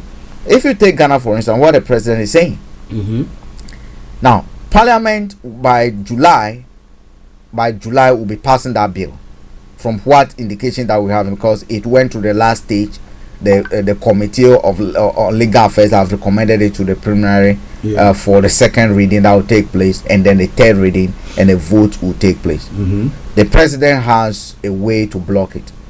He cannot block it by saying I don't want that bill, because that's not how, for instance, Ghana's constitution works. What he can do, he can decide not to assent to it, and therefore he can, for 6 months, he can decide to hold it. The parliament then has the power that anything that the president does not assent to in parliament after 6 months come back to the House of Representatives. Okay. And when it comes to the House of Representatives, the constitution makes provision to override the president's no assent. And you do not need the president assent before it becomes law. Yes, if you can get a 2/3 of the majority of parliamentarians to endorse a bill, whether the president endorses it or not, is law. It's law. So the president must be given their constitutional mandate, assent to within 6 months.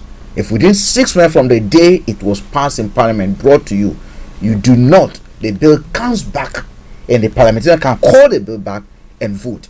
If they vote and it gets 2/3 of the people backing it, it becomes law. They don't need the presidency say. So that's where we are. So how long has this bill been with the presidency? No, it's not with the presidency. It's still in works. Yeah, okay. The first reading went through. Contributions came from the floor.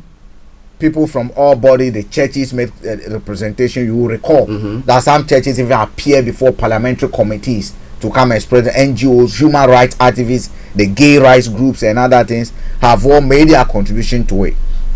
The legal committee then went back and then made recommendations, or had a look at the whole draft, the first draft, and then had a look at the recommendations, and then will come up with something that is better than what it was because they have to take into consideration all the input. Some will be accepted, some will be rejected. So they've now come with amendments to the first reading. So those amendments will now go to the preliminary, with the floor of the parliament, for them to debate. And those that are accepted will make their way into the law. Now those that are not accepted will be expunged. The original reading might have made provision for certain things. Now they will have to say, okay, this article in this bill has been, the suggestion is that we should amend it to date. The House will have to vote. If it's accepted, then the original wording will have to change, original provisions will have to change. They will have to go to that bill. That will be the second rate. So once they finish that, then the third reading takes place to ensure that what we now have is what the House wants. Okay. When the House says yes, this is what we want, then through a voting, it then goes to the President. President, per our Constitution, the House has decided that we want this bill. Sign it into law. The President then begins to say, okay, he can decide that I don't want to sign it, I want to sign it. The parliamentarian have a tool. They can say, okay, if you don't sign it, no bill from your executive. We also know. You see, a lot of politics is going to happen in this. A lot of politics. The president says, okay, I will not sign it, and you also have a constitutional mandate to debate my bill. I say, okay, fine. Depending on when we call the bill, you know what? Scheduling. You can schedule your business, and the speaker says, "Oh, we want this bill first." Yeah, you can prioritize. It will be at the bottom time. But you play the game up to 6 months, and then you lose that control. Okay. You now reverse back to Parliament. If the Parliament can still, the President has refused to assent to this bill, we're going to vote on it. If a 2/3 of the parliamentarians carry the day, it becomes law, automatic. Wow. A bit of education there for you, Starr Radio UK, your favorite African and Caribbean radio station in London. Well, let's move on quickly to Senegal. Now, Senegal's top opposition leader, Ousmane Sonko, was convicted yesterday for defamation and insults against Minister of Tourism. Now, Sonko's lawyers claim there is a political agenda behind the court's decision. In the court, he said, I have said that politics is in the courthouse and that is losing its right. Rule of law, that's what it means, and it's understanding. But even if the defendant is not defended, the court has the obligation to judge serenely and to see if it does not have reasons and means to dismiss or cancel the proceedings. But they did not worry about that. In fact, it is a political agenda, claimed Cyril Cledo, lawyer of opposition leader Ousmane Sonko. Now, in addition to a 2-month suspended sentence, Sonko will also have to pay about $330,000. I don't know whether it's Senegalese dollars or US dollars to the Minister of Tourism, Mame Mbaye Niang. Speaking to the press after the hearing, Niang lawyer was happy with the verdict. Frank. So now defamation is a prisonable offense. Yes. But they say, oh, because it's opposition leader, so this is all politics. Demonstrations are all going. Who is the leader that people are rallying around? Is the opposition leader. Yeah. So let's find a way of taking him out of the equation. You see, sometimes I do not know why our politicians think that we are all fools. They assume we are stupid people. Well, because they have brigades that will defend them whichever way they go. Yeah. Because politics has now become a life and death issue. It's either it's a two-way path. It's either you belong to Highway 1 or you belong to Highway 2. Even murder is bodies are being, people are being killed. Their bodies chopped into pieces and put on Highway 1. Once you're on Highway 1, you congratulate it because it is Highway 2 people that are being killed. That's the madness that is going on, and they call this democracy. Actually, democracy must come with rule of law. People must be given a fair chance. And the judiciary has the ultimate responsibility of upholding the law. You see, sometimes they take some political decision, they do certain things, they do not understand how it impacts on our finances, our economy. You look at Ghana, for instance. I refer back to Ghana because I know what happened in 2000 when 2001 when the judiciary now have to put our constitution aside to refer to another book, black law, thinking that is what they will use to judge the presidential election, or that's what they will use to stop someone from talking. If I'm a businessman and I'm coming to do business in Ghana, you know that a business is a legal entity and it has to be regulated by law. You're telling me that it gets to a point where the rules you can go and bring something that is foreign to come and impart my business. I will not cannot do it. So if I am a business person now in Senegal, I should be thinking, or if I want to go and how is the court going to protect me should I get into trouble? And this is what they don't do. So when we get into difficulty, like the way economics are collapsing now in South Africa, then sometimes we begin to blame external forces, judges and others. As we speak now, judges in Ghana also complain about the hardship, but they don't know that consistently some of the decisions that they've taken in their domain have informed a lot of people to say that no, I'm withholding the peanuts that I have instead of investing in the country. You know, it's sad, but that's the truth. You know, Archie. Wow. Listeners, Star Radio UK. Now let's move on straight. Let's go to the US as well. Now Trump. Now we know that he is advocating for a second attempt, or it's going to be a third attempt. I think the first time he did it was it? Yeah. To the White House. Yeah, there's a second. I mean, the third attempt. The first one he won. He won. The second he didn't. So this will be a third one.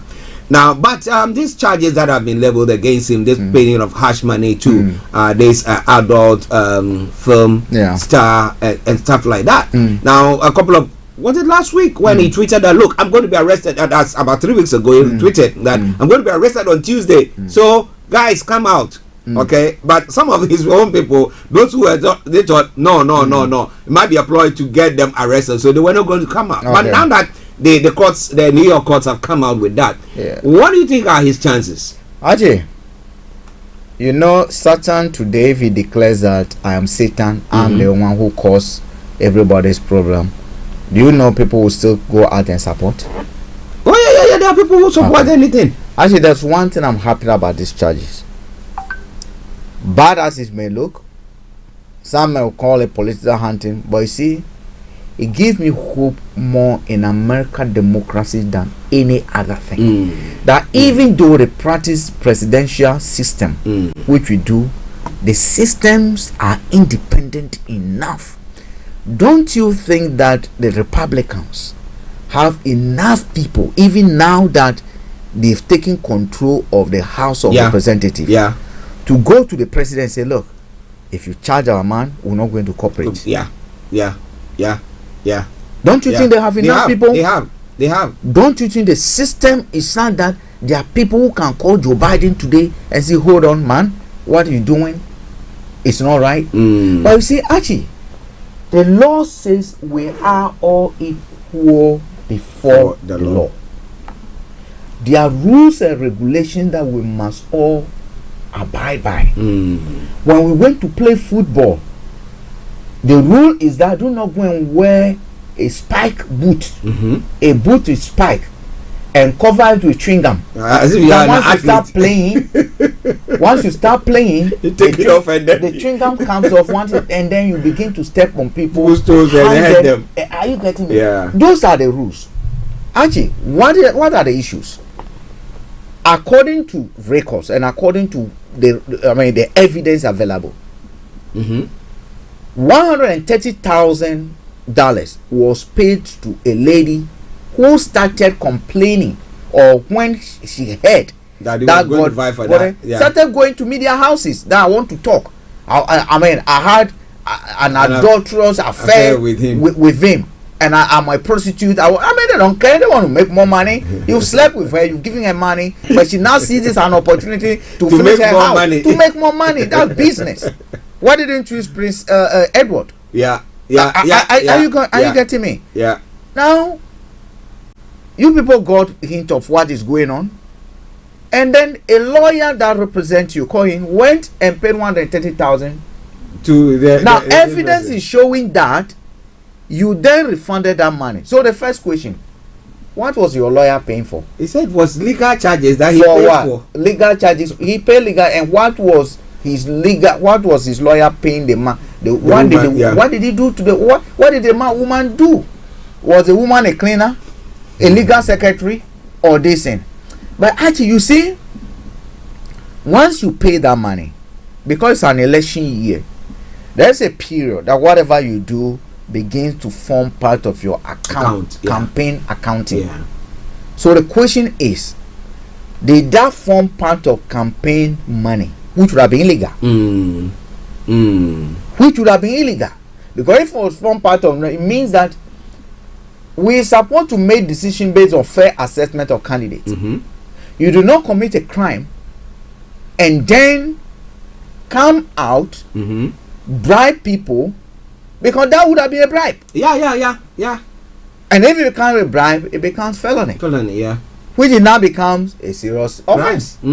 So at the end of the day, Trump must not establish if those are legal charges, the same amount being legal charges. Were they legal charges with going and basically negotiating with the woman, or what are they? I mean, there's evidence about your lawyer who is now jailed or who was convicted. And then said that he will cooperate and give information out. For lesser punishment. Give information out. Why did he pay that woman? What for? Unless the lawyer can testify today to the world that he also went and slept with that woman who was a prostitute and then, or they are sexual partners. Are you getting me? But there's a lot of evidence that money did not go up until the time you declare presidency and the time the woman started. Are you getting me? For me, it's not about punishing him or doing anything. The fact that the law is no respecter of status. The law is no respecter of individual. The office. Actually, I'm so happy. Bill Cosby, what happened? Jailed because of Kelly, what is happening? Jailed.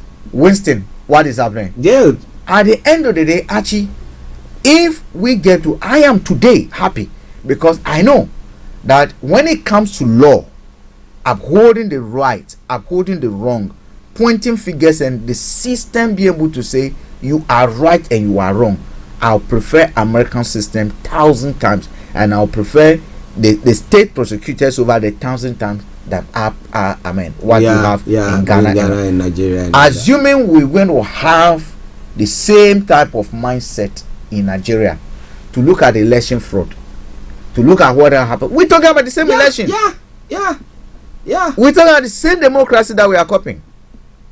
We're talking about the same. We are saying that paying money to influence people to keep quiet, to do the wrong thing, does not have a place in our politics. And once it does that, you begin to compromise people, you commit crimes against the state, and then you are sowing seeds of untruthfulness within the system. You can do it when you are caught. All these INEC people that were tampering this thing, if it is found that they were giving money induced to do that, what are the consequences? Are you getting me? If it is established, and what we saw, Tinubu, as if it's a machine that tampering them. Tinubu. If it is found out that money was used, and again we saw some place someone was giving money to even the police officer. So what are those money for? Do you think US they will still be there? Even in this country, what happened at Tower Bridge, where there was an alleged fraud? It was banned. Actually, this is where democracy is. For me, I'm happy. But do you think that, I mean, we're going to be running out pretty soon. Do you think that the supporters, because with what happened in the Congress, now we have the New York police that have deployed police officers, and Trump has to, if anything, Trump has to be taken from Florida and brought to New York for all these things to go. Now, with people, I mean, the supporters, I mean, massing the roads and stuff like that, how is it going to pan out? Actually, the security are there to defend the state. I think that will tell their resolve whether they are ready for the job or not ready for the job. We cannot say supporters will rise up and therefore we allow crime to stand. That would be like African politics. When you do that, what you'll be encouraging is that all I have to do is to be a mafia leader and make sure every village I have 20 supporters that I are on my payroll, commit crime, and they're on my payroll. And then when it comes 1,000 villages, get a 20 supporter, that 20,000 will descend on the capital and you cannot touch me. That is how mafias behave. Are you getting me? But I'm glad that these charges have gone this way. In fact, it saves us a lesson to a lot of people that you cannot do the wrong and thinking that once you are sent to the position of power, the law must come second. No. Wow, listen. Look at what is happening to SNP MP. Yeah. Who basically knew that she had COVID and took a train. Yeah. What is happening to her? The privilege committee is actually looking at suspending her or probably a by-election. Look at what happened to Boris Johnson. Yeah. You were the prime minister, you were supposed to know. So the law is no respecter of persons. Its institution must work. And that's what I'm glad. Well, institutions will work, but in our place, do they? Can they? Have they? Well. This is where we have to bring the program to close. We want to cross over to Kent, where our money man is. And today we're going to be looking at the highlights of the spring budget statement as well. But let me say thank you very much to each and every one of you for tuning in to view and listen. Those who pass comments, thank you very, very much for it. This evening at 5 o'clock, we'll be bringing you the one and only program, the NHS. Yes, the NHS time once again. And we are still bringing you the screening programs that are available there and a lot more. But there's going to be lots of music this afternoon. And then come Sunday, there's going to be live church broadcast. And then they're going to bring you KB Bossman's program, The Faith Talk. He'll be having a special guest all the way from Ghana, one in the real estate industry. But make sure your dads are logged on when they come on. Okay then, so on that note, let me say thank you very much. But let me take you straight to Kent, where our money man is. Don't you go away. Pleasure to come your way again this Friday at the Money Hour. How are you doing, sir? And how is the family as well? Yes, everybody's good. We're all good by God's grace. Yeah, we thank God for that. And let me say good afternoon to my sister-in-law in the U.S., Rosita Sultan. Hey, how are you doing? Rosita, we'll catch up later, yeah? All right then. So let's go to our money man. This afternoon. Yeah, as you did say, well, the budget statement, the spring budget statement. What is in it for you, for me, for everyone? But before we go on that, now, what do you think about inflation and interest rates? Frank thinks that, well, some of the things that our people have learned is only book. But when it comes to practical, it's only theory. Theory, you know, practically it doesn't work. What do you think? Well, unfortunately for Frank, I can only give him my theoretical perspective as well.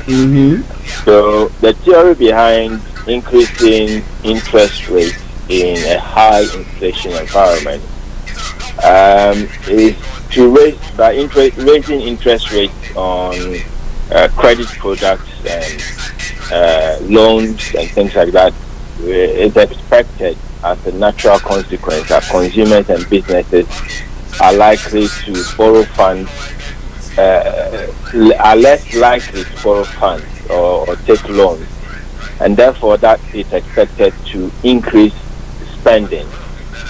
And when the spending decreases, then if we remember our demand and supply rules or theories, then as demand goes down, we're expecting that inflation would also go down. So there needs to be a slowdown in economic growth and inflation.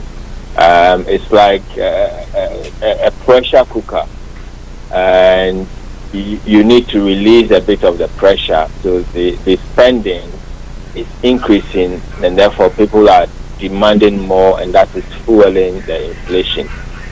However, Frank is right in a way, because it's a chicken and egg situation. Because increasing interest rates also has the effect of increasing fueling inflation in a way, because people are spending more on electricity, people are spending more on their mortgages, people are if you're a business and all these costs are also going up, then you're likely to also put up your prices. So I mean, this is a tried and tested theory that they are using, so I can't argue too much, but on the balance of probability, it works theoretically. Okay, maybe in the land of Kufefe, Donald Trump's land, maybe that one will not apply. Well, listeners, It is Starr Radio UK. Mr. Dantabri, CEO of GL Accountancy Services, our money man, with you this afternoon. And now let's go to our substantive issue, looking at the budget statement that was read last week. Now, yes, a quick summary of that, and then we come to what is benefiting us. Yeah, we will try. So, yeah, we saw the budget, the spring budget read last week. And usually the spring budget does not go into details of figures by way of tax rates and allowances and that sort of thing. The spring budget usually outlines what the government's visions and plans for spending are in the next financial year, which is imminent on us. In this case, the 2023-2024 financial year. The autumn budget is what is used to set up tax rates and allowances, because you need to give tax practitioners, you need to give software vendors and things like that time to be able to align their system so that they can produce the various tax returns and accounts and what have you that we use to deal with all the compliance matters. Yeah, so the budget that was read last week, the government's focus mainly was to get people back to work and boost investment in business. So that was the main target, to bring people back to the work table and to boost investment and growth in the economy, drive ourselves gradually out of recession. Over the last I would say maybe 10-14 years, the UK has seen a stagnation overall in the economy, where we have a lot of peaks and a lot of troughs. There have been a lot of troughs more than peaks, and therefore the UK needs to bounce back, so to speak. So let's look at some of the highlights of what the Chancellor mentioned in the budget. One of the main issues to boost investment and also to drive up people back into work. Especially, I think the focus on this policy in respect of pensions has to do with doctors. So we saw the government, the Chancellor, remove a lifetime limit on how much each person can put in their pension pot. And so for your lifetime, if you work, say, 40-45 years, you can only put a maximum of 1.7 million pounds, 1.07 million pounds. So it's about 1,073,000 exactly. That's the rate. You can only put that amount in your lifetime in your pension. You couldn't exceed that limit. And so where people who are on higher income, such as doctors and some finance practitioners and bankers in high-flying jobs who earn quite a lot of money, would want to put a significant amount in their pensions to be able to sustain their lifestyle after their working life, and that seems to be a big hindrance. So they can't put a lot of money in their pensions, and therefore they are blocked. But the Chancellor has lifted this limit, and so there is no more limit on how much you can put into your pensions from the next tax year onwards. And then also for each financial year, I mean, working with the allowance, annual allowance the lifetime allowance of £1,073,000 in mind. Each person could only put a maximum of £40,000 into their pension. If you put any more into your pensions, those amounts would attract extra tax. But this 40,000 limit has also been lifted to 60,000 to encourage more people to put money away for their pensions. And then also we saw fuel duty, which was frozen. So there was a 5p cut. If you remember when we had the issue where there were fuel shortages and fuel prices were going up and up, especially during the early stages of the Russia invasion in Ukraine. The government cut the anticipated increase in fuel tax of 5% at that time, and it was meant to be reviewed or kept for a year. So from April this year, we're expecting that the 5p tax will be reinstated. But again, this has been frozen for a year, all again in line with trying to keep inflation down. Alcohol taxes, unfortunately, alcohol taxes are expected to rise in line with inflation from August, with new reliefs available for beer, cider, and wine sold in pubs. So unfortunately for people who drink alcohol, your taxes are going up. There's also tax on tobacco to increase by 2% above inflation and 6% above inflation for hand rolling tobacco. I don't know what the differences are, but hand rolling tobacco is being taxed more than ordinary tobacco. And then the government also mentioned, if you remember, we had government subsidies limiting typical household energy bills to £2,500 in a year. And this was expected to come to an end for the 31st by the 31st of March 2023. The government has now extended this subsidy and energy cap up until the end of June. So we have a 3 months more extension. And then also he also announced that he was going to spend £200 million to bring energy charges for prepayment meters in line with prices for customers paying by direct debit. And this is expected to affect 4 million pounds households in the UK. Other measures also mentioned has to do with childcare and universal credit and back to work plans. So to encourage parents and everyone to be able to get back to work, the government is introducing 30 hours of free childcare for working parents in the UK, expanded to cover 1 and 2 year olds. And this is expected to be rolled out in stages from April 2024 onwards. So from April 2024, not April 2023, this will be rolled out. Remember, currently we have 15 hours of free childcare for parents with children from ages 3 years and above.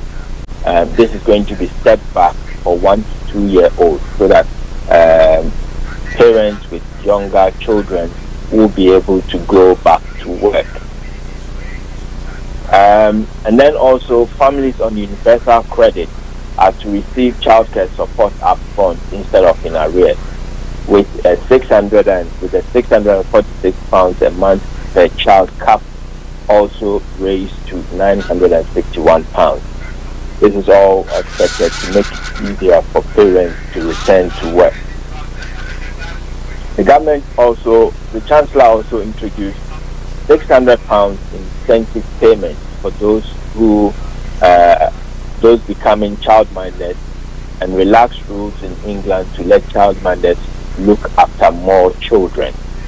So those rules are coming into play, and we don't know the details yet, but it's all aligned to help parents or people with very young children go back to work. Then the Chancellor is also introducing a new fitness to work testing regime to qualify for health-related benefits.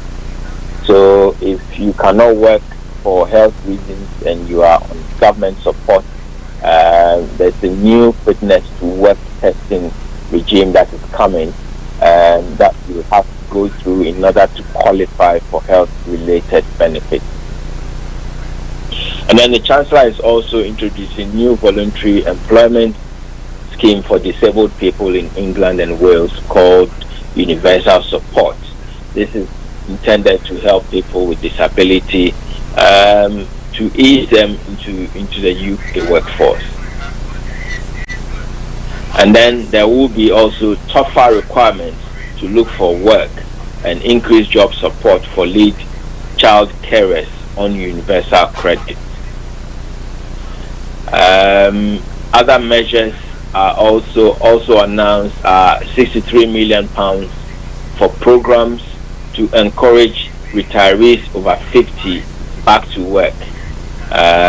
So if people have retired early and they are sitting at home, they are bored and feel that my health is good, I think I can go back to work, then people who have retired are being encouraged to go back to work, and there's a 63 million pounds program to encourage such people back into the workforce. And then also immigration rules to be relaxed for 5 roles in the construction sector to ease labor shortages in the construction sector. So just as a similar arrangement with we have with the health and social care immigration policies having changed, they are going to identify 5 rules in construction where there are shortages, where employers can employ staff coming from abroad. So we need to watch the space on this one. Then again, the government maintained that the main rate of corporation tax, which was 90%, is expected to be kept to increase to 25%, as was announced in the autumn budget. So companies with profits between 50,000 and 250,000 are expected to pay between 19 and 25% for the next tax year. Then also there will be companies will be able to deduct investment in new machinery and technology to lower their taxable profits. Again, there will be tax breaks and other benefits for 12 new investment zones across the UK, funded by £80 million each over the next 5 years. And then let's look at other measures that was announced in the budget. So the government is saying that they are also committed to raise defense spending by £11 billion over the next 5 years. So we are in the territory where there's a lot of war posturing and war games going on.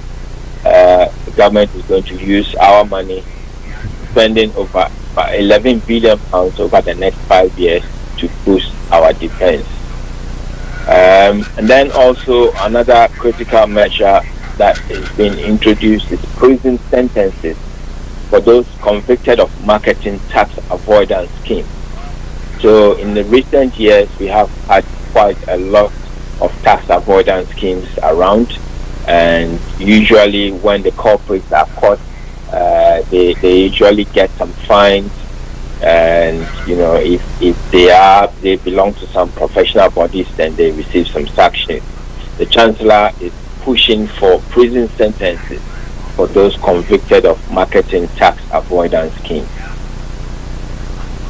Then also he's also providing for this year £200 million this year to help local councils in England repair potholes. If you are a driver, potholes are currently an issue and a menace to all drivers. So he's providing £200 million for local councils to be able to fix all of these potholes. And then also he's also announced that an extra £10 million over the next 2 years will be provided for charities in England who are helping to prevent suicide. Let me repeat that again. An extra £10 million over the next 2 years for charities in England helping to prevent suicide. And suicide, mental health is a big problem today, and the government is going to see the impact that charities who work in this area are helping to deal with this problem, and therefore he's going to help them extra with an extra £10 million over the next 2 years to deal with this problem.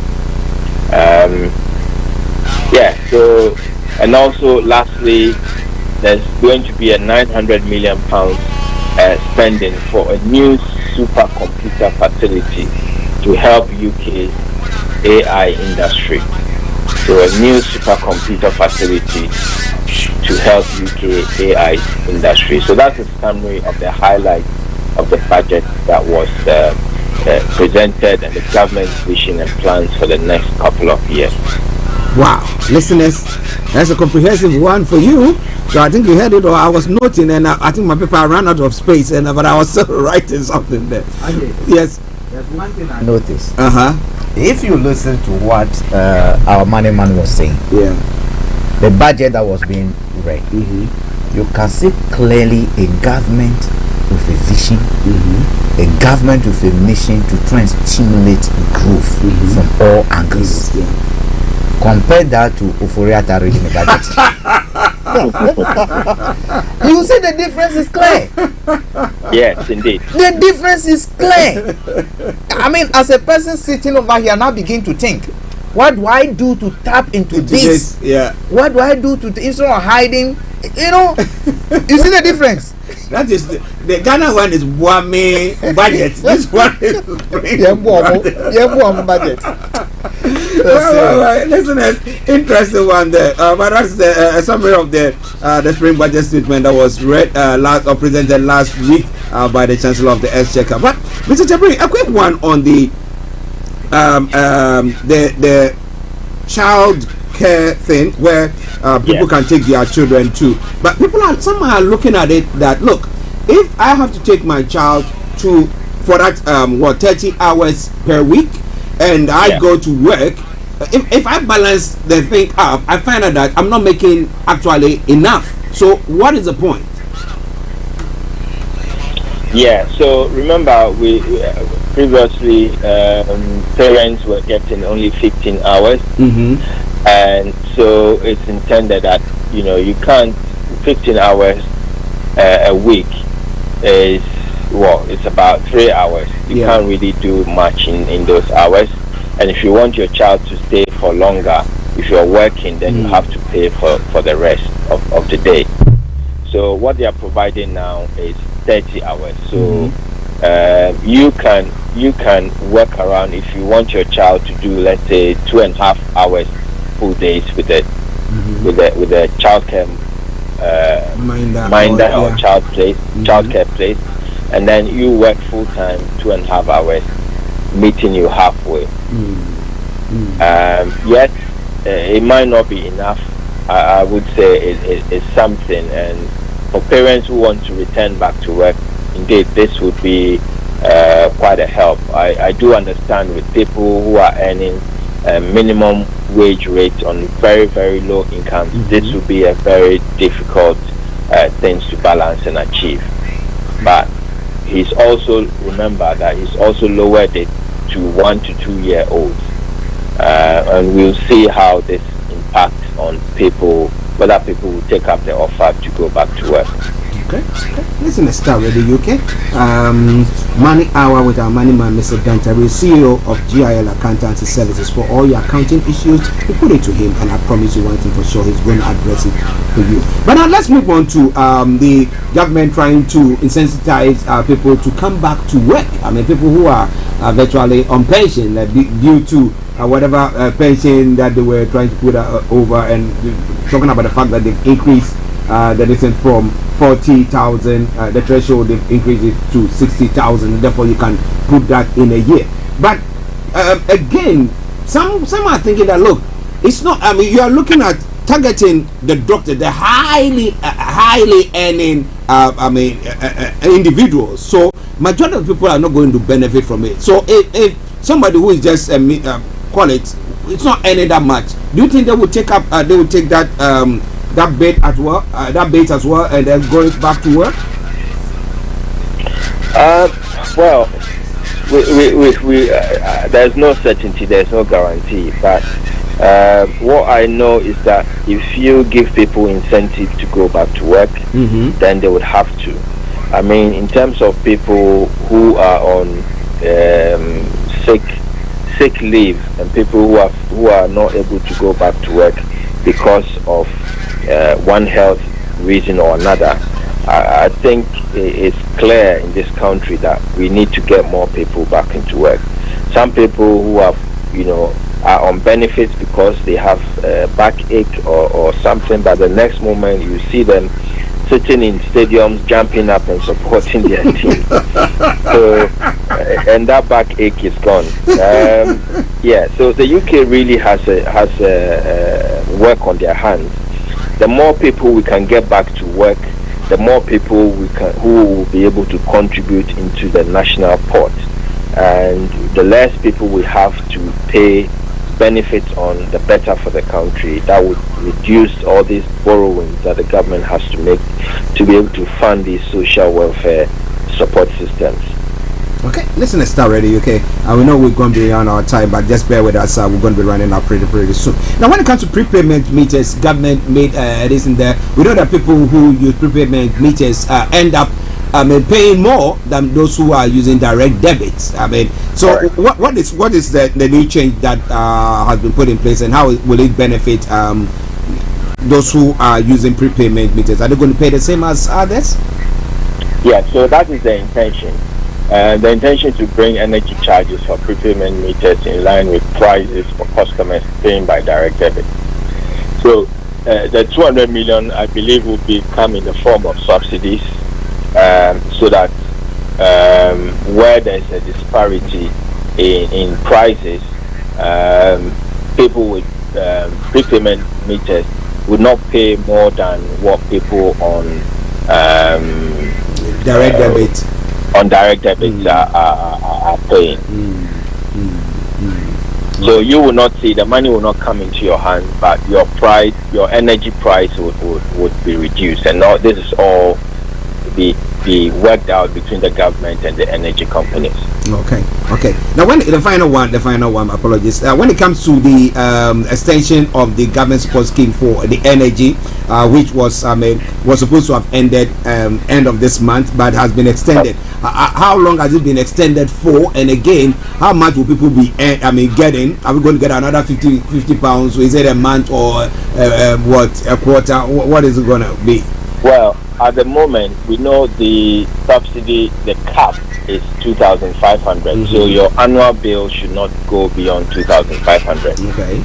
This has been extended only up until end of June. So we have a quarter. So April, May, and June.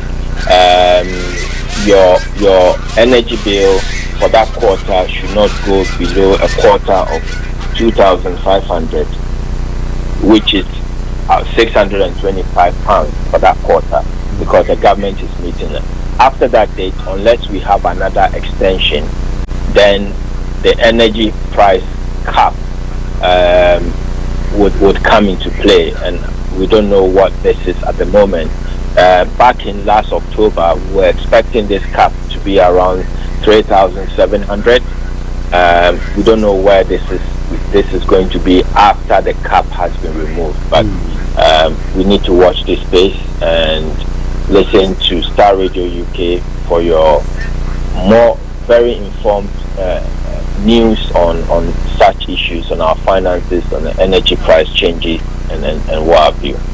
Wow, listeners, you wouldn't get anything this anywhere else but on Starr Radio UK every Friday at 12:30. Mr. Dantabri, CEO of GL Accountancy Services, come your way with the Money Hour, throwing more light. And if you have any questions pertaining to anything, finance or your taxes, make sure you just send it in and we put it across to him, and he will see to address it for you. But Mr. Tabri, before we go, I will let you summarize what we've discussed today, and then you can put all the contact details across, and let those who are interested in getting in touch with you also be able to get in touch with you. Over to you, sir.